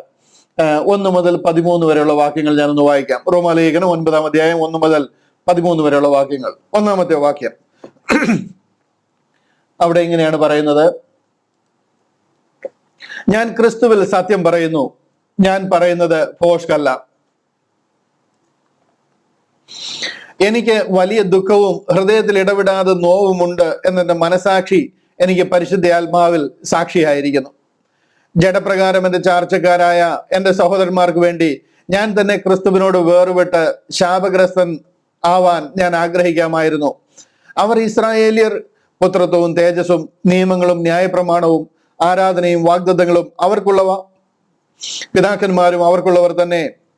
ജഡപ്രകാരം ക്രിസ്തുവും അവരിൽ നിന്നല്ലോ ഉത്ഭവിച്ചത്. അവൻ സർവ്വത്തിനും മീതെ ദൈവമായി എന്നേക്കും വാഴ്ത്തപ്പെട്ടവൻ. ആമേൻ. ദൈവവചനം വൃഥാവായി പോയി എന്നല്ല, ഇസ്രായേലിൽ നിന്ന് ഉത്ഭവിച്ചവരെല്ലാം ഇസ്രായേലിയർ എന്നും അബ്രഹാമിന്റെ സന്തതിയാകിയാൽ എല്ലാവരും മക്കളെന്നും വരികയില്ല. ഇസഹാക്കിൽ നിന്ന് ജനിക്കുന്നവർ നിന്റെ സന്തതി എന്ന് വിളിക്കപ്പെടും എന്നേ ഉള്ളൂ. അതിന്റെ അർത്ഥമോ ജഡപ്രകാരം ജനിച്ച മക്കളല്ല ദൈവത്തിന്റെ മക്കൾ, വാഗ്ദത്ത പ്രകാരം ജനിച്ച മക്കളെ അത്രേ സന്തതി എന്നെണ്ണുന്നു. ഈ സമയത്തേക്ക് ഞാൻ വരും, അപ്പോൾ സാറയ്ക്ക് ഒരു മകൻ ഉണ്ടാകും എന്നല്ലോ വാഗ്ദത്ത വചനം. അത്രയുമല്ല, റിബേക്കയും നമ്മുടെ പിതാവായ ഇസഹാക്ക് എന്ന ഏകനാൽ ഗർഭം ധരിച്ചു. കുട്ടികൾ ജനിക്കുകയോ ഗുണമാകട്ടെ ദോഷമാകട്ടെ ഒന്നും പ്രവർത്തിക്കുകയോ ചെയ്യും മുമ്പേ തിരഞ്ഞെടുപ്പിൻ പ്രകാരമുള്ള ദൈവ നിർണയം പ്രവർത്തികൾ നിമിത്തമല്ല, വിളിച്ചവന്റെ ഇഷ്ടം നിമിത്തം തന്നെ വരേണ്ടതിന് മൂത്തവൻ ഇളയവനെ സേവിക്കും എന്ന് അവളോട് അരുളി ചെയ്തു. ഞാൻ യാക്കോബിനെ സ്നേഹിച്ചു, ഏശാവിനെ ദ്വേഷിച്ചിരിക്കുന്നു എന്ന് എഴുതിയിരിക്കുന്നുവല്ലോ. ഞാനൊന്ന് ഇവിടെ നിർത്തിയിട്ട് തിരികെ വരാം. 1-ാമത്തെ വാക്യത്തിൽ നമ്മൾ ഇങ്ങനെയാണ് വായിച്ചു തുടങ്ങിയത്: ഞാൻ ക്രിസ്തുവിൽ സത്യം പറയുന്നു, ഞാൻ പറയുന്നത് ഭോഷ്കല്ല. 9, 10, 11 അധ്യായങ്ങൾ ഇസ്രായേലിന്റെ ഇലക്ഷൻ, റിജക്ഷൻ, റെസ്റ്റോറേഷൻ, ഇത് യഥാക്രമം പറയുന്ന അധ്യായങ്ങളാണ്. ഇവിടെ 1-ാമത്തെ അധ്യായം മുതൽ 8-ാമത്തെ അധ്യായം വരെ വളരെ ലോജിക്കലി നമ്മുടെ രക്ഷയും ഭാവി പ്രത്യാശയും നാം നിത്യതയിലായിരിക്കുന്നുവെന്നും ഒരു ശക്തിക്ക് നമ്മെ ക്രിസ്തുവേശുവിലുള്ള ദൈവസ്നേഹത്തിൽ നിന്ന് വേർപിരിക്കാൻ കഴിയത്തില്ലെന്നും ഒക്കെ അടുക്കടുക്കായിട്ട് നമ്മുടെ രക്ഷാ പദ്ധതിയും നമ്മുടെ വാഗ്ദത്വവും നമ്മുടെ ഭാവി പ്രത്യാശയും ഒക്കെ വർണ്ണിച്ചിട്ട് നമ്മൾ ഇനി എങ്ങനെ ജീവിക്കണം, നമ്മൾ എങ്ങനെ കർത്താവിനെ സേവിക്കണം എന്നാണ് ആക്ച്വലി പറയേണ്ടിയിരുന്നത്. അതായത് 12-ാമത്തെ അധ്യായമാണ് പറയേണ്ടിയിരുന്നത്. ഇവിടെ ഔട്ട് ഓഫ് ദ ബോക്സ് 9 മുതൽ 11 വരെയുള്ള അധ്യായങ്ങളിൽ കംപ്ലീറ്റ്ലി പുതിയ ഒരു ടോപ്പിക്ക് കൊണ്ടുവരിക പൗലോസ് അപ്പോസ്തലൻ. എന്തിനാ ഇവരെ ഇവിടെ അവതരിപ്പിക്കുന്നത്? നമ്മുടെ രക്ഷാ പദ്ധതിയെ കുറിച്ച് 8-ാമത്തെ അധ്യായം വരെ പറഞ്ഞു കഴിഞ്ഞിട്ട് നമ്മൾ ഇനി എങ്ങനെ ജീവിക്കണം. 12-ാമത്തെ അധ്യായം മുതൽ സർവീസ് ആണ്, കർത്താവിനെ എങ്ങനെ സേവിക്കണം എന്നുള്ളതിനെ കുറിച്ച്. അതാണ് ആക്ച്വലി പറയേണ്ടിയിരുന്നത്. പക്ഷെ എന്നുണ്ടെങ്കിൽ ആ 8-ന്റെയും 12-ന്റെയും ഇടയിൽ 3 ചാപ്റ്ററുകൾ കൊണ്ടുവന്നിട്ട് ഇസ്രായേലിന്റെ വീഴ്ചയെ കുറിച്ചും അവരുടെ ഇപ്പോഴത്തെ ഒരു പൊസിഷൻ, അവർ ഏത് നിലയിൽ ഇപ്പോഴായിരിക്കുന്നുവെന്നും അവരുടെ ഭാവി കാല യഥാസ്ഥാനത്തെ കുറിച്ചും ഒക്കെ പൗലോസ് അപ്പോസ്തലൻ ഇതിനിടയിൽ തിരികെ കയറ്റിയിരിക്കുക. എന്തിനാണ് അങ്ങനെ ഒരു സംഭവം ഇവിടെ പറഞ്ഞിരിക്കുന്നതെന്ന് ചോദിച്ചു കഴിഞ്ഞാൽ, ഇതുവരെ ലോകത്തിന് അറിയാവുന്ന, അതായത് പോൾ ഈ കാര്യങ്ങൾ എഴുതുമ്പോഴും ആ ഒരു കാലഘട്ടത്തിൽ ലോകത്തിന് അറിയാവുന്നത് യഹൂദനെ വിട്ടിട്ട് ഒരു ദൈവിക പദ്ധതിയില്ല. ആക്ച്വലി ദൈവം അവർക്കാണ് ഈ കാര്യങ്ങളൊക്കെ പറഞ്ഞിരിക്കുന്നതും അവരോടാണ് ഈ കാര്യങ്ങളൊക്കെ ചെയ്തിരിക്കുന്നതും. യഹോവയായ ദൈവം അവരുടെ ദൈവമാണ്. പകൽ മേഘസ്തംഭമായി രാത്രി അഗ്നിസ്തംഭമായി അവരോട് കൂടെ നടന്ന പ്രമാണങ്ങളും കൽപ്പനകളും പിതാക്കന്മാരെയും ഒക്കെ കൊടുത്ത് ദൈവം അവരോടാണ് ഈ കാര്യങ്ങളൊക്കെ വാഗ്ദത്തം ചെയ്തിരിക്കുന്നത്. വാഗ്ദത്ത പദ്ധതി അവരുടേതാണ്. ഇപ്പൊ സഡൻലി അവരില്ലാതെ പുതിയൊരു പദ്ധതി എന്താണെന്ന് ജനത്തിന് മനസ്സിലാകണമെന്നുണ്ടെങ്കിൽ അവർക്ക് എന്ത് സംഭവിച്ചു എന്ന് നമുക്ക് ക്ലിയർ ആയിരിക്കണം. എന്താണ് അവരുടെ ഇലക്ഷൻ, എന്താണ് അവരുടെ റിജക്ഷൻ, എന്താണ് അവരെക്കുറിച്ച് ദൈവത്തിന്റെ ഭാവി പദ്ധതി എന്നുള്ളത് നമ്മൾ അറിഞ്ഞില്ല എന്നുണ്ടെങ്കിൽ ഈ കാര്യങ്ങളൊക്കെ പഠിച്ചെങ്കിലും ഇത് റിയലി നമുക്ക് വേണ്ടിയിട്ടുള്ളതാണോ എന്നുള്ളതിനെ കുറിച്ച് നമുക്കൊരു ഉറപ്പും ധൈര്യവും കിട്ടത്തില്ല. അതുകൊണ്ട് തന്നെ അവരെ കുറിച്ചുള്ള ദൈവിക പദ്ധതി എന്താണെന്ന് ഈ കൂട്ടത്തിൽ ഒന്ന് പറഞ്ഞു പോകുക എന്നുള്ളത്, എന്നാലേ അതൊരു പൂർണ്ണ പിക്ചർ ആകത്തുള്ളൂ എന്നുള്ളത് പൗലോസ് അപ്പോസ്തലന് അറിയാവുന്നത് കൊണ്ടാണ് ഇവിടെ ഈ 3 ചാപ്റ്റർ ഇവർക്ക് വേണ്ടി വേർതിരിച്ചിരിക്കുന്നത്. അവർക്ക് എന്ത് സംഭവിച്ചിരിക്കുന്നുവെന്നും അവർക്ക് എന്ത് സംഭവിക്കുമെന്നും ഉള്ളതൊക്കെ ഇവിടെ വ്യക്തമാക്കുവാനായിട്ട് ശ്രമിക്കുകയാണ് ഈ 3 അധ്യായത്തിൽ കൂടി. ഉദാഹരണത്തിന് നമുക്ക് ഈ മത്തായി, മർക്കോസ്, ലൂക്കോസ്, യോഹന്നാൻ, ഇത് എത്ര ഗംഭീരമായിട്ടുള്ള 4 പുസ്തകങ്ങളാണെന്ന് അറിയാമോ? ഉലകത്തിന്റെ സൃഷ്ടാവായ കർത്താവും മനുഷ്യനായിട്ട് ലോകത്തിൽ അവതരിച്ച് ഈ മണ്ണിൽ നടക്കുക, നമ്മളോടൊപ്പം ഈ മണ്ണിൽ നടക്കുക. ആ കർത്താവ് ഈ ലോകത്തിൽ വന്നപ്പോൾ ചെയ്തതും പറഞ്ഞതുമായിട്ടുള്ള കാര്യങ്ങൾ മുഴുവനും വിവരിച്ചിരിക്കുന്ന, അക്കമിട്ട് വിവരിച്ചിരിക്കുന്ന പുസ്തകമായി മത്തായി, മർക്കോസ്, ലൂക്കോസ്, യോഹന്നാൻ. അത് അവരോട് പറഞ്ഞിരിക്കുന്നതാ, യഹൂദനോട് പറഞ്ഞിരിക്കുന്നതാ.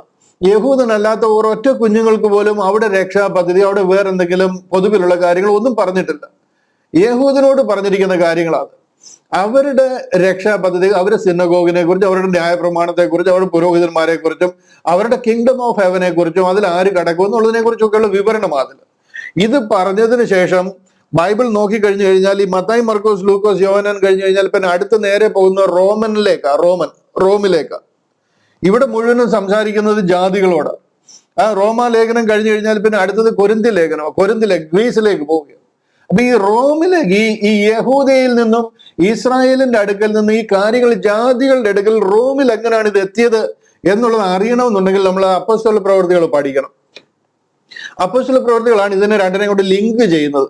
ഈ അപ്പോസ്തല പ്രവൃത്തികൾ എന്ന് പറയുന്ന ഒരു പുസ്തകം അവിടെ ഇല്ലായിരുന്നുണ്ടെങ്കിൽ ഈ യഹൂദനോട് പറഞ്ഞുകൊണ്ടിരുന്ന യഹൂദന്മാരുടെ രാജാവായ കർത്താവ് യഹൂദിയയിൽ വന്ന കാര്യം ഇതെങ്ങനെയാണ് ഇപ്പൊ റോമിൽ എത്തിയിരിക്കുന്നത്, ജാതികളുടെ കയ്യിൽ പോയിരിക്കുന്നത് എന്നുള്ളത് ഒരു മനുഷ്യനും പിടികിട്ടാതെ പോയനെ. അതുകൊണ്ടാണ് അപ്പോസ്തല പ്രവൃത്തികളെ ഇതിനിടയിൽ ഒരു ബ്രിഡ്ജിങ് ബുക്കായിട്ട് നിർത്തിയിരിക്കുക. ആ ബ്രിഡ്ജിൽ കൂടാണ് ഈ കാര്യങ്ങൾ എങ്ങനെ ഇവിടെ എത്തി എന്നുള്ളത് നമ്മൾ പഠിക്കുന്നത്.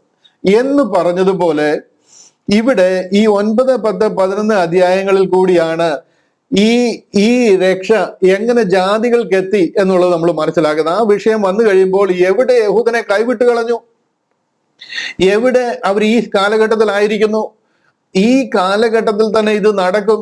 കർത്താവ് മടങ്ങി വരും, അവരുടെ രാജ്യം സ്ഥാപിക്കപ്പെടും, സ്വർഗരാജ്യത്തിലേക്ക് അവർ കടക്കും. ഇത് പോയി നിങ്ങളുടെ സഹോദരങ്ങളെ മുഴുവൻ അറിയിക്കാൻ പറഞ്ഞു മഹാദൗത്യമൊക്കെ കൊടുത്ത് അവരെ അറിയിച്ചത് എങ്ങനെ ഇപ്പം നമ്മുടെ പദ്ധതിയായി മാറിയിരിക്കുന്നു എന്ന് നമുക്ക് മനസ്സിലാകണമെന്നുണ്ടെങ്കിൽ അവർക്ക് എന്ത് സംഭവിച്ചു എന്ന് നമ്മൾ അറിയണം. അവരുടെ വിളി എന്തായിരുന്നു, അവരുടെ തെരഞ്ഞെടുപ്പ് എന്തായിരുന്നു, അവർക്ക് ഇനി എന്ത് സംഭവിക്കും, ഇപ്പൊ അവർ ഏത് അവസ്ഥയിലായിരിക്കുന്നു, ഇത് ദൈവിക പദ്ധതിയാണോ എന്താണെന്നുള്ളത് നമ്മൾ അറിയാൻ വേണ്ടിയിട്ട് ഈ 3 അധ്യായങ്ങൾ അവിടെ ചേർത്തിരിക്കുക. അതിലെ പ്രാരംഭ അധ്യായമാണ് കർത്താവിന്റെ ഇലക്ഷൻ ഇസ്രായേലിന്റെ ഇലക്ഷൻ പറഞ്ഞിരിക്കുന്ന 9ാമത്തെ അധ്യായം.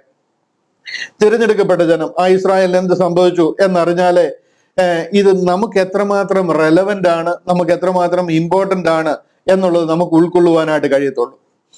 ഈ 3 ചാപ്റ്ററുകൾ ആക്ച്വലി മനസ്സിലാക്കണമെന്നുണ്ടെങ്കിൽ, സംഗതി 3 ചാപ്റ്ററേ ഉള്ളെങ്കിലും ഇത് മനസ്സിലാക്കണമെന്നുണ്ടെങ്കിൽ പഴയ നിയമ പുസ്തകങ്ങളുടെ ഒരു അണ്ടർസ്റ്റാൻഡിങ് നമുക്ക് അനിവാര്യമാണ്.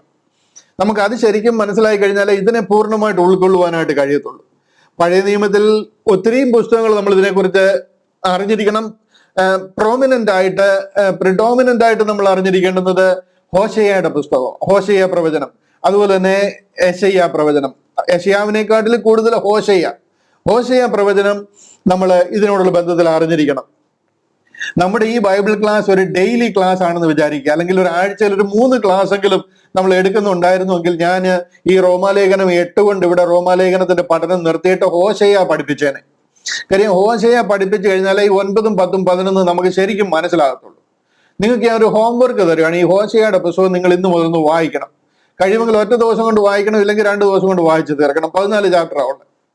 അത് വായിച്ചു കഴിയുമ്പോൾ നമുക്ക് ഈ 9, 10, 11 എന്ത് പറഞ്ഞിരിക്കുന്നു എന്ന് മനസ്സിലാകും. ഇത് ഈ 3 ചാപ്റ്ററിന്റെ സെയിം കോൺസെപ്റ്റ് ആണ് ഹോശയ്യയിൽ നടക്കുന്നത്. ഇസ്രായേൽ ജനത്തെ അവരുടെ പാപ നിമിത്തം, അന്യദൈവ ആരാധന നിമിത്തം ദൈവം അവരെ അവരെ വിട്ടുകളയുക, ദൈവത്തിന്റെ ജനമല്ല എന്ന് പറഞ്ഞ് വിട്ടുകളയുക, അവരെ അസീറിയൻ പ്രവാസത്തിലേക്ക് പിടിച്ചുകൊണ്ടു പോവുക. അയച്ചു കളയുക. അതാണ് ഈ ഹോശയ്യായിൽ നടക്കുന്നത്. ആ കാലഘട്ടത്തിൽ ദൈവത്തിൽ നിന്ന് അവർ അകന്നുപോയി, ജനം അകന്നുപോയി. ഈ കർത്താവ് ലോകത്തിൽ വരുന്ന സമയത്തും അതേ ഒരു രീതിയായിരുന്നു. വിശ്വാസത്യാഗം സംഭവിച്ചിരുന്ന ഒരു യഹൂദ ജനമാ യേശു ക്രിസ്തു ലോകത്തിൽ വരുന്ന സമയത്തും ഉണ്ടായിരുന്നത്.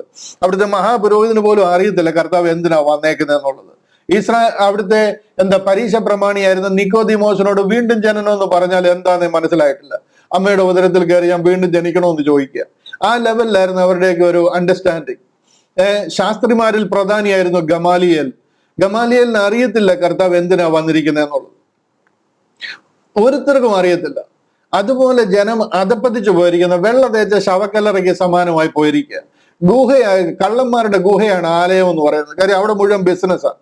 അതുപോലെ വിശ്വാസത്യാഗം സംഭവിച്ച ഒരു ജനത്തിനിടയിലേക്ക് യോഹന്നാൻ സ്നാപകനെ അയച്ചിട്ട് സ്നാപകൻ വന്ന് പ്രസംഗിച്ചിട്ട് രക്ഷിക്കപ്പെടാൻ വളരെ ചുരുക്കം പേരാണ് യോർദാനിൽ സ്നാപകന്റെ കൈകീഴെ സ്നാനമേൽക്കുന്നത്.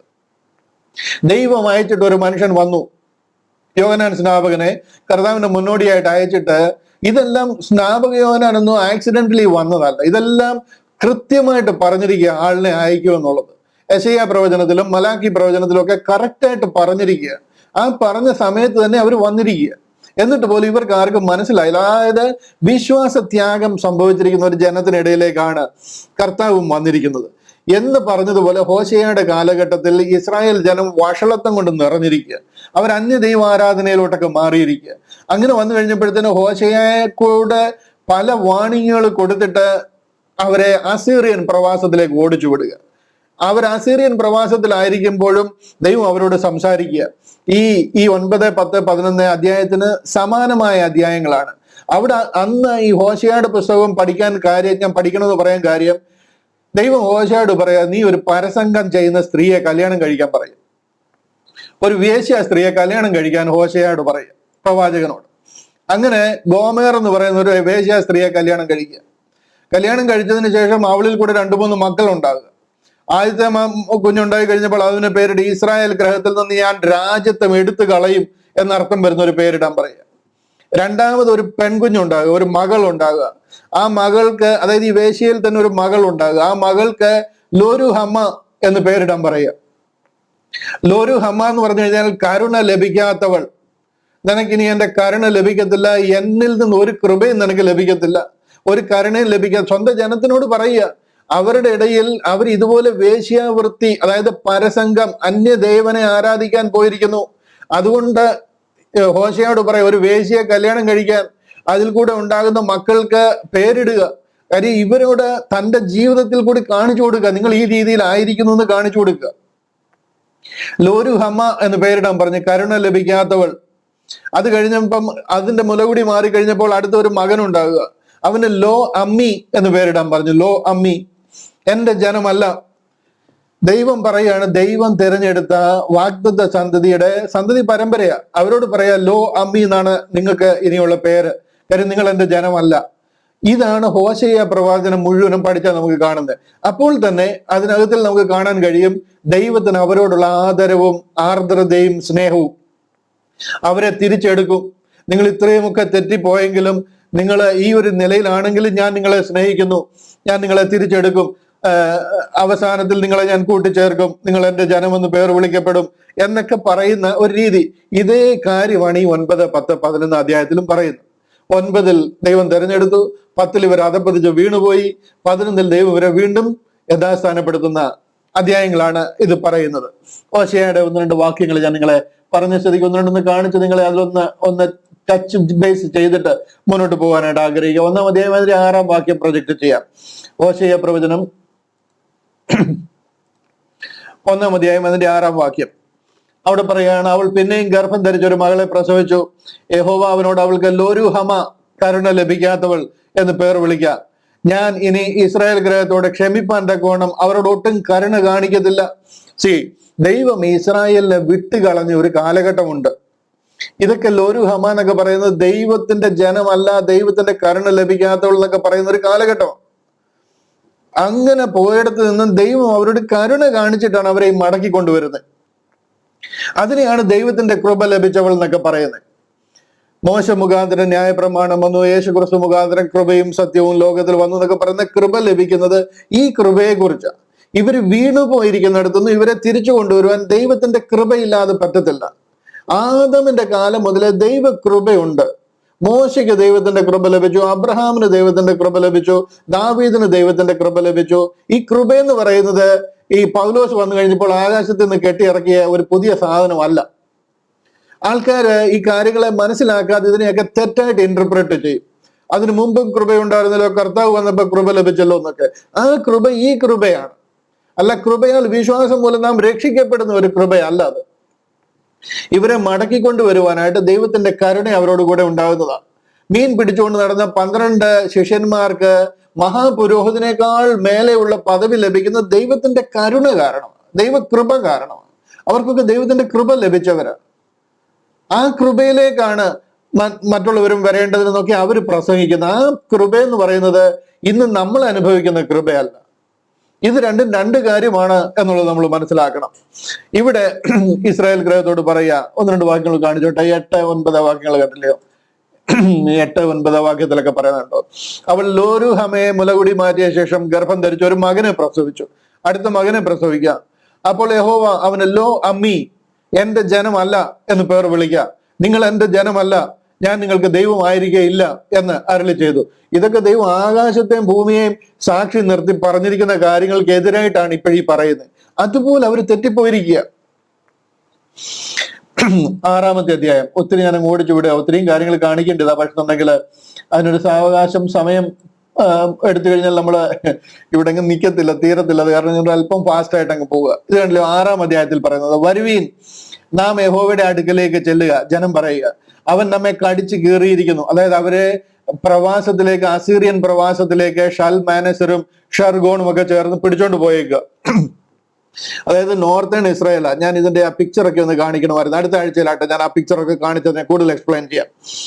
അവൻ നമ്മെ കടിച്ചു കീറിയിരിക്കുന്നു, അവൻ സൗഖ്യമാക്കും, അവൻ നമ്മെ അടിച്ചിരിക്കുന്നു, അവൻ മുറിവ് കെട്ടും. അതായത് അതുപോലെ ദൈവം അവരെ കടിച്ചു കീറിയിരിക്കുക, അതുപോലെ അവരെ പിടിച്ചുകൊണ്ട് പോയിരിക്കുക. 2-ാമത്തെ വാക്യം വളരെ സിഗ്നിഫിക്കന്റ്. അവിടെ പറയുന്നുണ്ടോ, 2 ദിവസം കഴിഞ്ഞിട്ട് അവൻ നമ്മെ ജീവിപ്പിക്കും, 3-ാം ദിവസം അവൻ നമ്മെ എഴുന്നേൽപ്പിക്കും, നാം അവന്റെ മുമ്പാകെ ജീവിക്കുകയും ചെയ്യും. ഇത് നമ്മളോടുള്ള ബന്ധത്തിൽ പലരും എടുത്തു പറയാറുണ്ട്. അതൊരു നല്ല വാക്യമാണ്. കാര്യം അവിടെ പറയുന്നത് 2 ദിവസം എന്ന് പറയുന്നത് 2000 വർഷത്തിന് തുല്യമാണ്. ദൈവം ഇസ്രായേലിനെ വിട്ട് കളഞ്ഞിരിക്കുക. 2 ദിവസം കഴിഞ്ഞിട്ട് അവൻ നമ്മെ ജീവിപ്പിക്കും. ഇപ്പൊ നമ്മളെ അടിച്ചിരിക്കുകയാണ്. വരുവിൻ നാം യഹോവയുടെ അടുക്കലേക്ക് ചെല്ലുക, അവൻ നമ്മെ കടിച്ചു കീറിയിരിക്കുന്നു, അവൻ സൗഖ്യമാക്കും, അവൻ നമ്മെ അടിച്ചിരിക്കുന്നു, അവൻ മുറിവ് കെട്ടും എന്ന് പറഞ്ഞിട്ട് പറയുക. 2 ദിവസം, അതായത് 2000 വർഷം, കഴിഞ്ഞ 2000 വർഷമായിട്ട് ദൈവം അവരെ വിട്ട് കളഞ്ഞിരിക്കുക. അവൻ നമ്മെ ജീവിപ്പിക്കും, അവരെ യഥാസ്ഥാനപ്പെടുത്തും. 3-ാം ദിവസം അവൻ നമ്മെ എഴുന്നേൽപ്പിക്കും. അതാണ് ഈ 1000-ാം ആണ്ട് വാഴ്ച അല്ലെങ്കിൽ സ്വർഗരാജ്യ പ്രവേശനം എന്ന് പറയുന്നത്. നാം അവന്റെ മുമ്പാകെ ജീവിക്കുകയും ചെയ്യും. അങ്ങനെ നമുക്കൊരു റീസ്റ്റോറേഷൻ ഉണ്ടാകുമെന്ന് പറയുക. നാം അറിഞ്ഞുകൊള്ളുക, യഹോവയെ അറിയുവാൻ നാം ഉത്സാഹിക്കുക. അവന്റെ ഉദയം പ്രഭാതം പോലെ നിശ്ചയമുള്ളത്, അവൻ മഴ പോലെ ഭൂമിയെ നനയ്ക്കുന്നു, പിന്മഴ പോലെ തന്നെ നമ്മുടെ അടുക്കൽ വരും. അതിന് 11-ാമത്തെ അധ്യായം കണ്ടോ? 11-ാമത്തെ അധ്യായം അതിന്റെ 1-2 വാക്യങ്ങൾ പറയുകയാണ്. ഇസ്രായേൽ ബാലനായിരുന്നപ്പോൾ ഞാൻ അവനെ സ്നേഹിച്ചു, മിസ്രയീമിൽ നിന്ന് ഞാൻ എന്റെ മകനെ വിളിച്ചു. ഈ ബാലൻ എന്നൊക്കെ പറയുന്നത് തുടക്കത്തിൽ അവരെ വിളിച്ച് എന്റെ ജനമായിട്ട് അവരെ കൊണ്ടിരുന്നുകൊണ്ടാണ് അവനെ ബാലനായിരുന്നു. അതായത് ആ വിളിച്ച കാലഘട്ടങ്ങളിൽ ഞാൻ അവനെ സ്നേഹിച്ചു, മിസ്രയീമിൽ നിന്ന് ഞാൻ എൻ്റെ മകനെ വിളിച്ചു. അവിടെ അവർ അടിമകളായിരുന്നു, അവിടെ നിന്ന് വിളിക്കുക.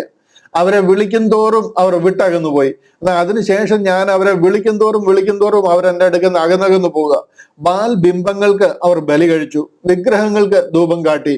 ഇത് തന്നെ നമുക്ക് കാണാനുള്ളൂ. പിന്നീട് നോക്കിക്കഴിഞ്ഞാൽ രാജാക്കന്മാരുടെ പുസ്തകമൊക്കെ നോക്കണം, അവരുടെ കുഞ്ഞുങ്ങളെ തന്നെ ബലി കഴിപ്പിക്കുക എന്ന നിലയിലേക്ക് കാര്യങ്ങൾ പോയി. എന്നിരുന്നാലും 14-ാം അധ്യായത്തിന്റെ 1-2 വാക്യങ്ങളോടൊന്ന് വായിച്ച് കേൾപ്പിക്കാം. വിശാലമായിട്ടൊരു പഠനം നടത്തേണ്ടതാണിത്. സാവകാശമില്ലാത്തതുകൊണ്ട് ഞാൻ പെട്ടെന്ന് ചില പ്രസക്ത ഭാഗങ്ങൾ മാത്രം കാണിച്ചു വിടുക. ഇസ്രായേലെ, നിന്റെ ദൈവമായ യഹോവയുടെ അടുക്കലേക്ക് മടങ്ങി ചെല്ലുക. നിന്റെ അകൃത്യ നിമിത്തമല്ലോ നീ വീണിരിക്കുന്നത്. നിന്റെ അകൃത്യ നിമിത്തം നീ വീണു പോയിരിക്കുക, നിന്നെ ദൈവം അടിച്ചിരിക്കുക. നിങ്ങൾ അനുതാപ വാക്യങ്ങളോടുകൂടെ യഹോവയുടെ അടുക്കൽ മടങ്ങി ചെന്ന് അവനോട്, സകല അകൃത്യത്തെയും ക്ഷമിച്ച് ഞങ്ങളെ കൃപയോട് കൈക്കൊള്ളണമേ. എന്നാൽ ഞങ്ങളുടെ അതരാർപ്പണമായ കാളകളെ അർപ്പിക്കും. അശൂർ ഞങ്ങളെ രക്ഷിക്കുകയില്ല. ഞങ്ങൾ കുതിരപ്പുറത്ത് കയറി ഓടുകയോ ഇനി ഞങ്ങളുടെ കൈവേലയോട് ഞങ്ങളുടെ ദൈവമേ എന്ന് പറയുകയോ ചെയ്യുകയില്ല. അനാഥന തിരുസന്നിധിയിൽ കരുണ ലഭിക്കുന്നുവല്ലോ എന്ന് പറയുകയും അങ്ങനെ ഇവർ മടങ്ങി വരികയും ദൈവം ഇവരെ യഥാസ്ഥാനപ്പെടുത്തുകയും ചെയ്യുന്ന ഒരു ഭാഗം നമുക്ക് ഈ ഹോശേയയുടെ പുസ്തകത്തിൽ കാണാം. ഞാൻ ഇത് വായിച്ച് കേൾപ്പിച്ചത് ഈ റോമാലേഖനം 9, 10, 11 അതിന് സമാനമായിട്ടുള്ള ഒരു ബുക്ക് ആയതുകൊണ്ടാണ്. They will one day return back to God and by His grace He will restore them. അവരെ ദൈവം യഥാസ്ഥാനപ്പെടുത്തുന്ന ഒരു സമയമുണ്ട്. എന്നാൽ ഈ കാലഘട്ടത്തിൽ, അതായത് ഈ പർട്ടിക്കുലർ കാലഘട്ടത്തിൽ ഞാൻ നിങ്ങളുമായിരിക്കുന്ന ഈ കാലഘട്ടത്തിൽ ദൈവം അവരെ കൈവിട്ടിരിക്കുക. അവരുടെ അകൃത്യം നിമിത്തം ദൈവം അവരെ കൈവിട്ട് കളഞ്ഞിരിക്കുക. ഇന്ന് ദൈവം അവരോട് കൂടെ ഉണ്ടോ എന്ന് ചോദിച്ചു കഴിഞ്ഞാൽ യെസ്, ദൈവത്തിന് അവരെ റീസ്റ്റോർ ചെയ്യേണ്ടതായിട്ടുണ്ട്. കാര്യം ദൈവിക പദ്ധതികളിൽ അവരിലൂടെ നിറവേറണം. അബ്രഹാമിനോട് വാഗ്ദത്തം ചെയ്തിരിക്കുന്ന പദ്ധതി അവരിൽ കൂടെയാണ് നിറവേറേണ്ടത്. അതുകൊണ്ട് തന്നെ അവർ ദൈവത്തിന്റെ വാഗ്ദത്ത ജനമാണ്. But at this particular point, ഈ ഒരു കാലഘട്ടത്തിൽ ദൈവം അവരെ കൈവിട്ടു പോയിരിക്കുക. അവരോട് കർത്താവ് ഉലകത്തിൽ വന്ന് അവരുടെ മധ്യത്തിൽ നടക്കുന്ന കാര്യങ്ങളെ അവരോട് അറിയിക്കുകയും സ്വർഗരാജ്യത്തിലേക്ക് അവർ കടക്കാൻ പോകുന്നു എന്ന് പറയുകയും പരിശുദ്ധ ആത്മാവിനെ അവരുടെ മേൽ അയക്കുകയും ഗ്രേറ്റ് കമ്മീഷൻ അവർക്ക് കൊടുക്കുകയും ഈ കാലഘട്ടത്തിൽ തന്നെ ഇത് സംഭവിക്കാൻ പോകുന്നു എന്നൊക്കെ പറഞ്ഞ് അവരെ ഏൽപ്പിച്ച ഉത്തരവാദിത്തങ്ങളിൽ നിന്നൊക്കെ അവർ വീണു പോകാൻ ഇടയായി തീരുകയും ദൈവം അവരുടെ വാഗ്ദത്ത പദ്ധതിയെ അവിടെ ഹോൾഡ് ചെയ്യുവാനായിട്ട് ഇടയായി. ഇത് നമ്മൾ അറിഞ്ഞിരിക്കണം. എന്നാൽ അതിനുശേഷം ദൈവം അവരെ അങ്ങ് വിട്ടുകളഞ്ഞില്ല. ദൈവം അവരെ അങ്ങ് നശിപ്പിച്ച് കളഞ്ഞില്ല. ദൈവം ആ വേരോട് അത്തിമരത്തെ അറുത്ത് കളഞ്ഞില്ല. ദൈവം വെട്ടിക്കളഞ്ഞു എന്നുള്ളത് ശരിയാണ്. പക്ഷെ ആ അത്തി വീണ്ടും തളിർക്കും. കാര്യം ദൈവത്തിന് ആ അത്തിയെ റീസ്റ്റോർ ചെയ്യാൻ പ്ലാൻ ഉണ്ട്. അത് ദൈവത്തിന്റെ പദ്ധതിയാണ്. ബട്ട് താൽക്കാലികമായിട്ട് ദൈവം വെട്ടിക്കളഞ്ഞിരിക്കുക. ഈ വെട്ട് ആദ്യമായിട്ട് വെട്ടുന്നതല്ല, ഇതിനു മുൻപും ദൈവം വെട്ടിയിട്ടുണ്ട്. അസീറിയൻ പ്രവാസത്തിലേക്ക് ഓടിച്ചിട്ടുണ്ട്. അതിനു മുമ്പ് ഇവരെ മിസ്രൈമെ അടിമത്തത്തിലാക്കിയിരുന്നിട്ടുണ്ട്. അതെല്ലാം ദൈവം വെട്ടിയതായി ഇവരെ. അതിനുശേഷം അസീറിയൻ പ്രവാസത്തിൽ ഓടിച്ചിട്ടുണ്ട്. അതിനുശേഷം ബാബേൽ പ്രവാസത്തിൽ ഓടിച്ചിട്ടുണ്ട്. അതായത് ഇസ്രായേലിനെയും യഹൂദ എന്ന് പറയുന്ന രണ്ട് ഗ്രഹങ്ങളായിട്ട് നോർത്തേൺ കിങ്ഡവും സൗത്തേൺ കിങ്ഡവുമായിട്ട് തിരിയുക. ഇവരെല്ലാം ദൈവം പ്രവാസത്തിലേക്ക് ഓടിച്ചിട്ടുണ്ട്. എന്നാൽ അവിടെ നിന്നല്ല ഇവർ മടങ്ങി വന്നിട്ടുണ്ട്. ഇപ്പോൾ ഇവരെ കഴിഞ്ഞ 2000 വർഷമായിട്ട് ദൈവം ഓടിച്ചു കളഞ്ഞു. തിരിച്ച് വീണ്ടും അവർ മടങ്ങി വന്നിട്ടുണ്ട്. ആ മടങ്ങി വന്നിരിക്കുന്നത് ദൈവിക പദ്ധതിയുടെ ഭാഗമായിട്ടാണ്. അവരിൽ കൂടെ ദൈവിക പദ്ധതി നിറവേറും. അത് അനധിവിദൂര ഭാവിയിൽ ഇവിടെ നടക്കാൻ പോകുന്ന കാര്യങ്ങളാണ്. ഇത് നമ്മളുമായിട്ട് യാതൊരു ബന്ധവുമില്ല. അവരുടെ യാതൊരു ശേഷിപ്പും അല്ല നമ്മൾ. അവരിൽ കൂടെ രക്ഷിക്കപ്പെട്ടതോ അല്ലെങ്കിൽ അവരുടെ എന്തെങ്കിലും കാരണം നമുക്ക് അനുഗ്രഹം കിട്ടിയതോ ആയ ഒരു പദ്ധതിയെ അല്ല ക്രിസ്തീയ പദ്ധതി. ഇസ്രായേലും ക്രിസ്ത്യനും തമ്മില് യാതൊരു കണക്ഷനും ആക്ച്വലി ഇത് രണ്ടും ഓർഗാനിക്കലി ഒരു കണക്ഷനും ഇല്ലാത്ത രണ്ട് ദൈവിക പദ്ധതിയാണ്. ആകാശവും ഭൂമിയും തമ്മിൽ കണക്ഷൻ ഉണ്ടോ എന്ന് ചോദിച്ചു കഴിഞ്ഞാൽ ആ കണക്ഷനാണ് യഹൂദനും ക്രിസ്ത്യാനിയുമായിട്ടുള്ളത്. യാതൊരു കണക്ഷനും നമുക്കില്ല. ഈ സത്യം നമ്മൾ മനസ്സിലാക്കിയില്ലെങ്കിൽ നമ്മൾ എന്തോ യഹൂദന്റെ ശേഷിപ്പാണെന്നും യഹൂദനെ വിട്ടുകളഞ്ഞുവെന്നും ദൈവം അവരോട് കൊടുത്തിരുന്ന ആ പദ്ധതി പിന്നെ നമുക്ക് കിട്ടിയെന്നും ഒക്കെ പറഞ്ഞിട്ടൊരു പുതിയ ഡോക്ടറിന് ഇവിടെ ഉണ്ടാകുവാനായിട്ട് ഇടയാവും. ഇതിനെയാണ് റീപ്ലേസ്മെന്റ് തിയോളജി എന്ന് പറയുന്നത്. ഈ ഡോക്ടറിനാണ് ഇന്ന് ക്രിസന്റത്തെ അടക്കി വാണുകൊണ്ടിരിക്കുന്നത്.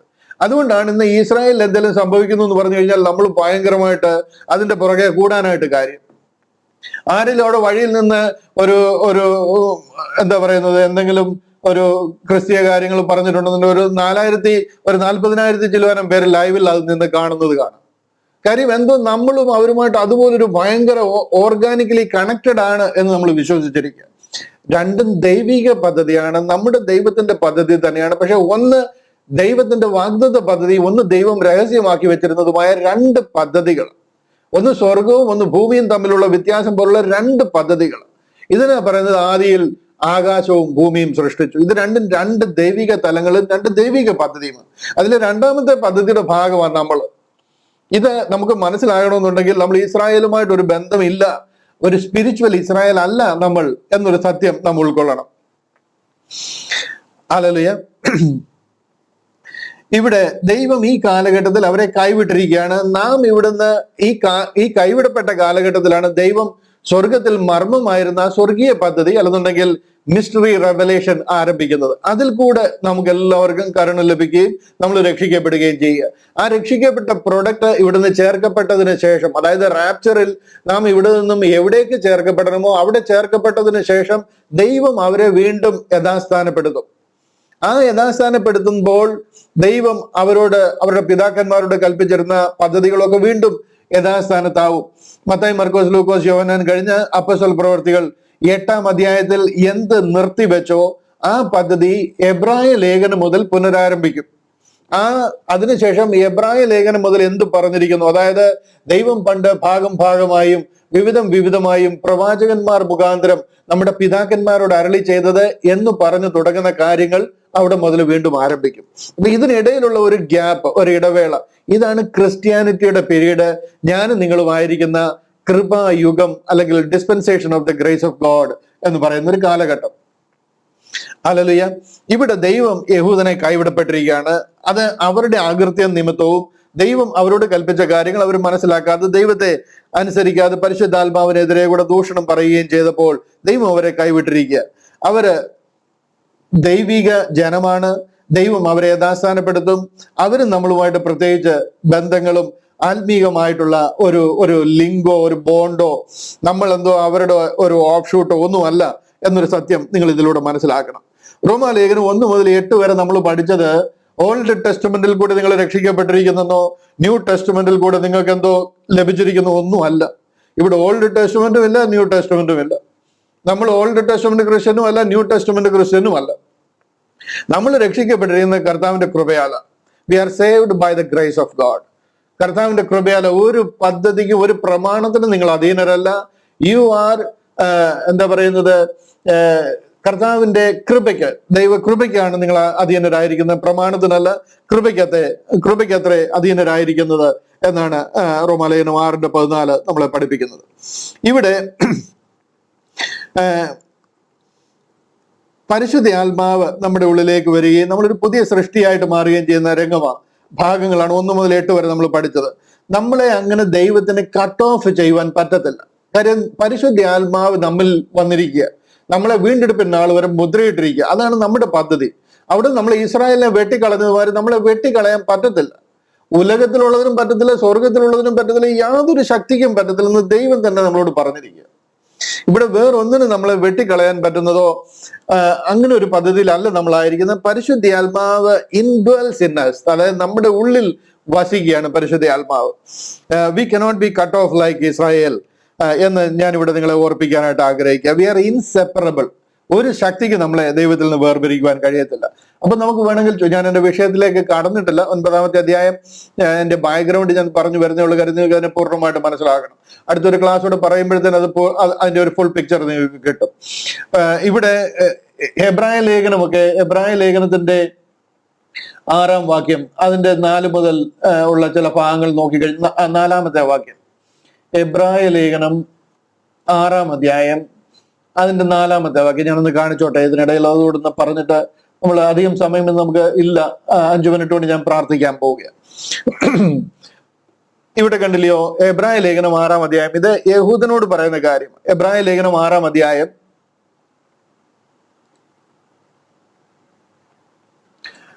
ഒരു സെക്കൻഡ്, ഞാൻ പിക്ചർ ഒന്ന് പ്രൊജക്ട് ചെയ്തോട്ടെ.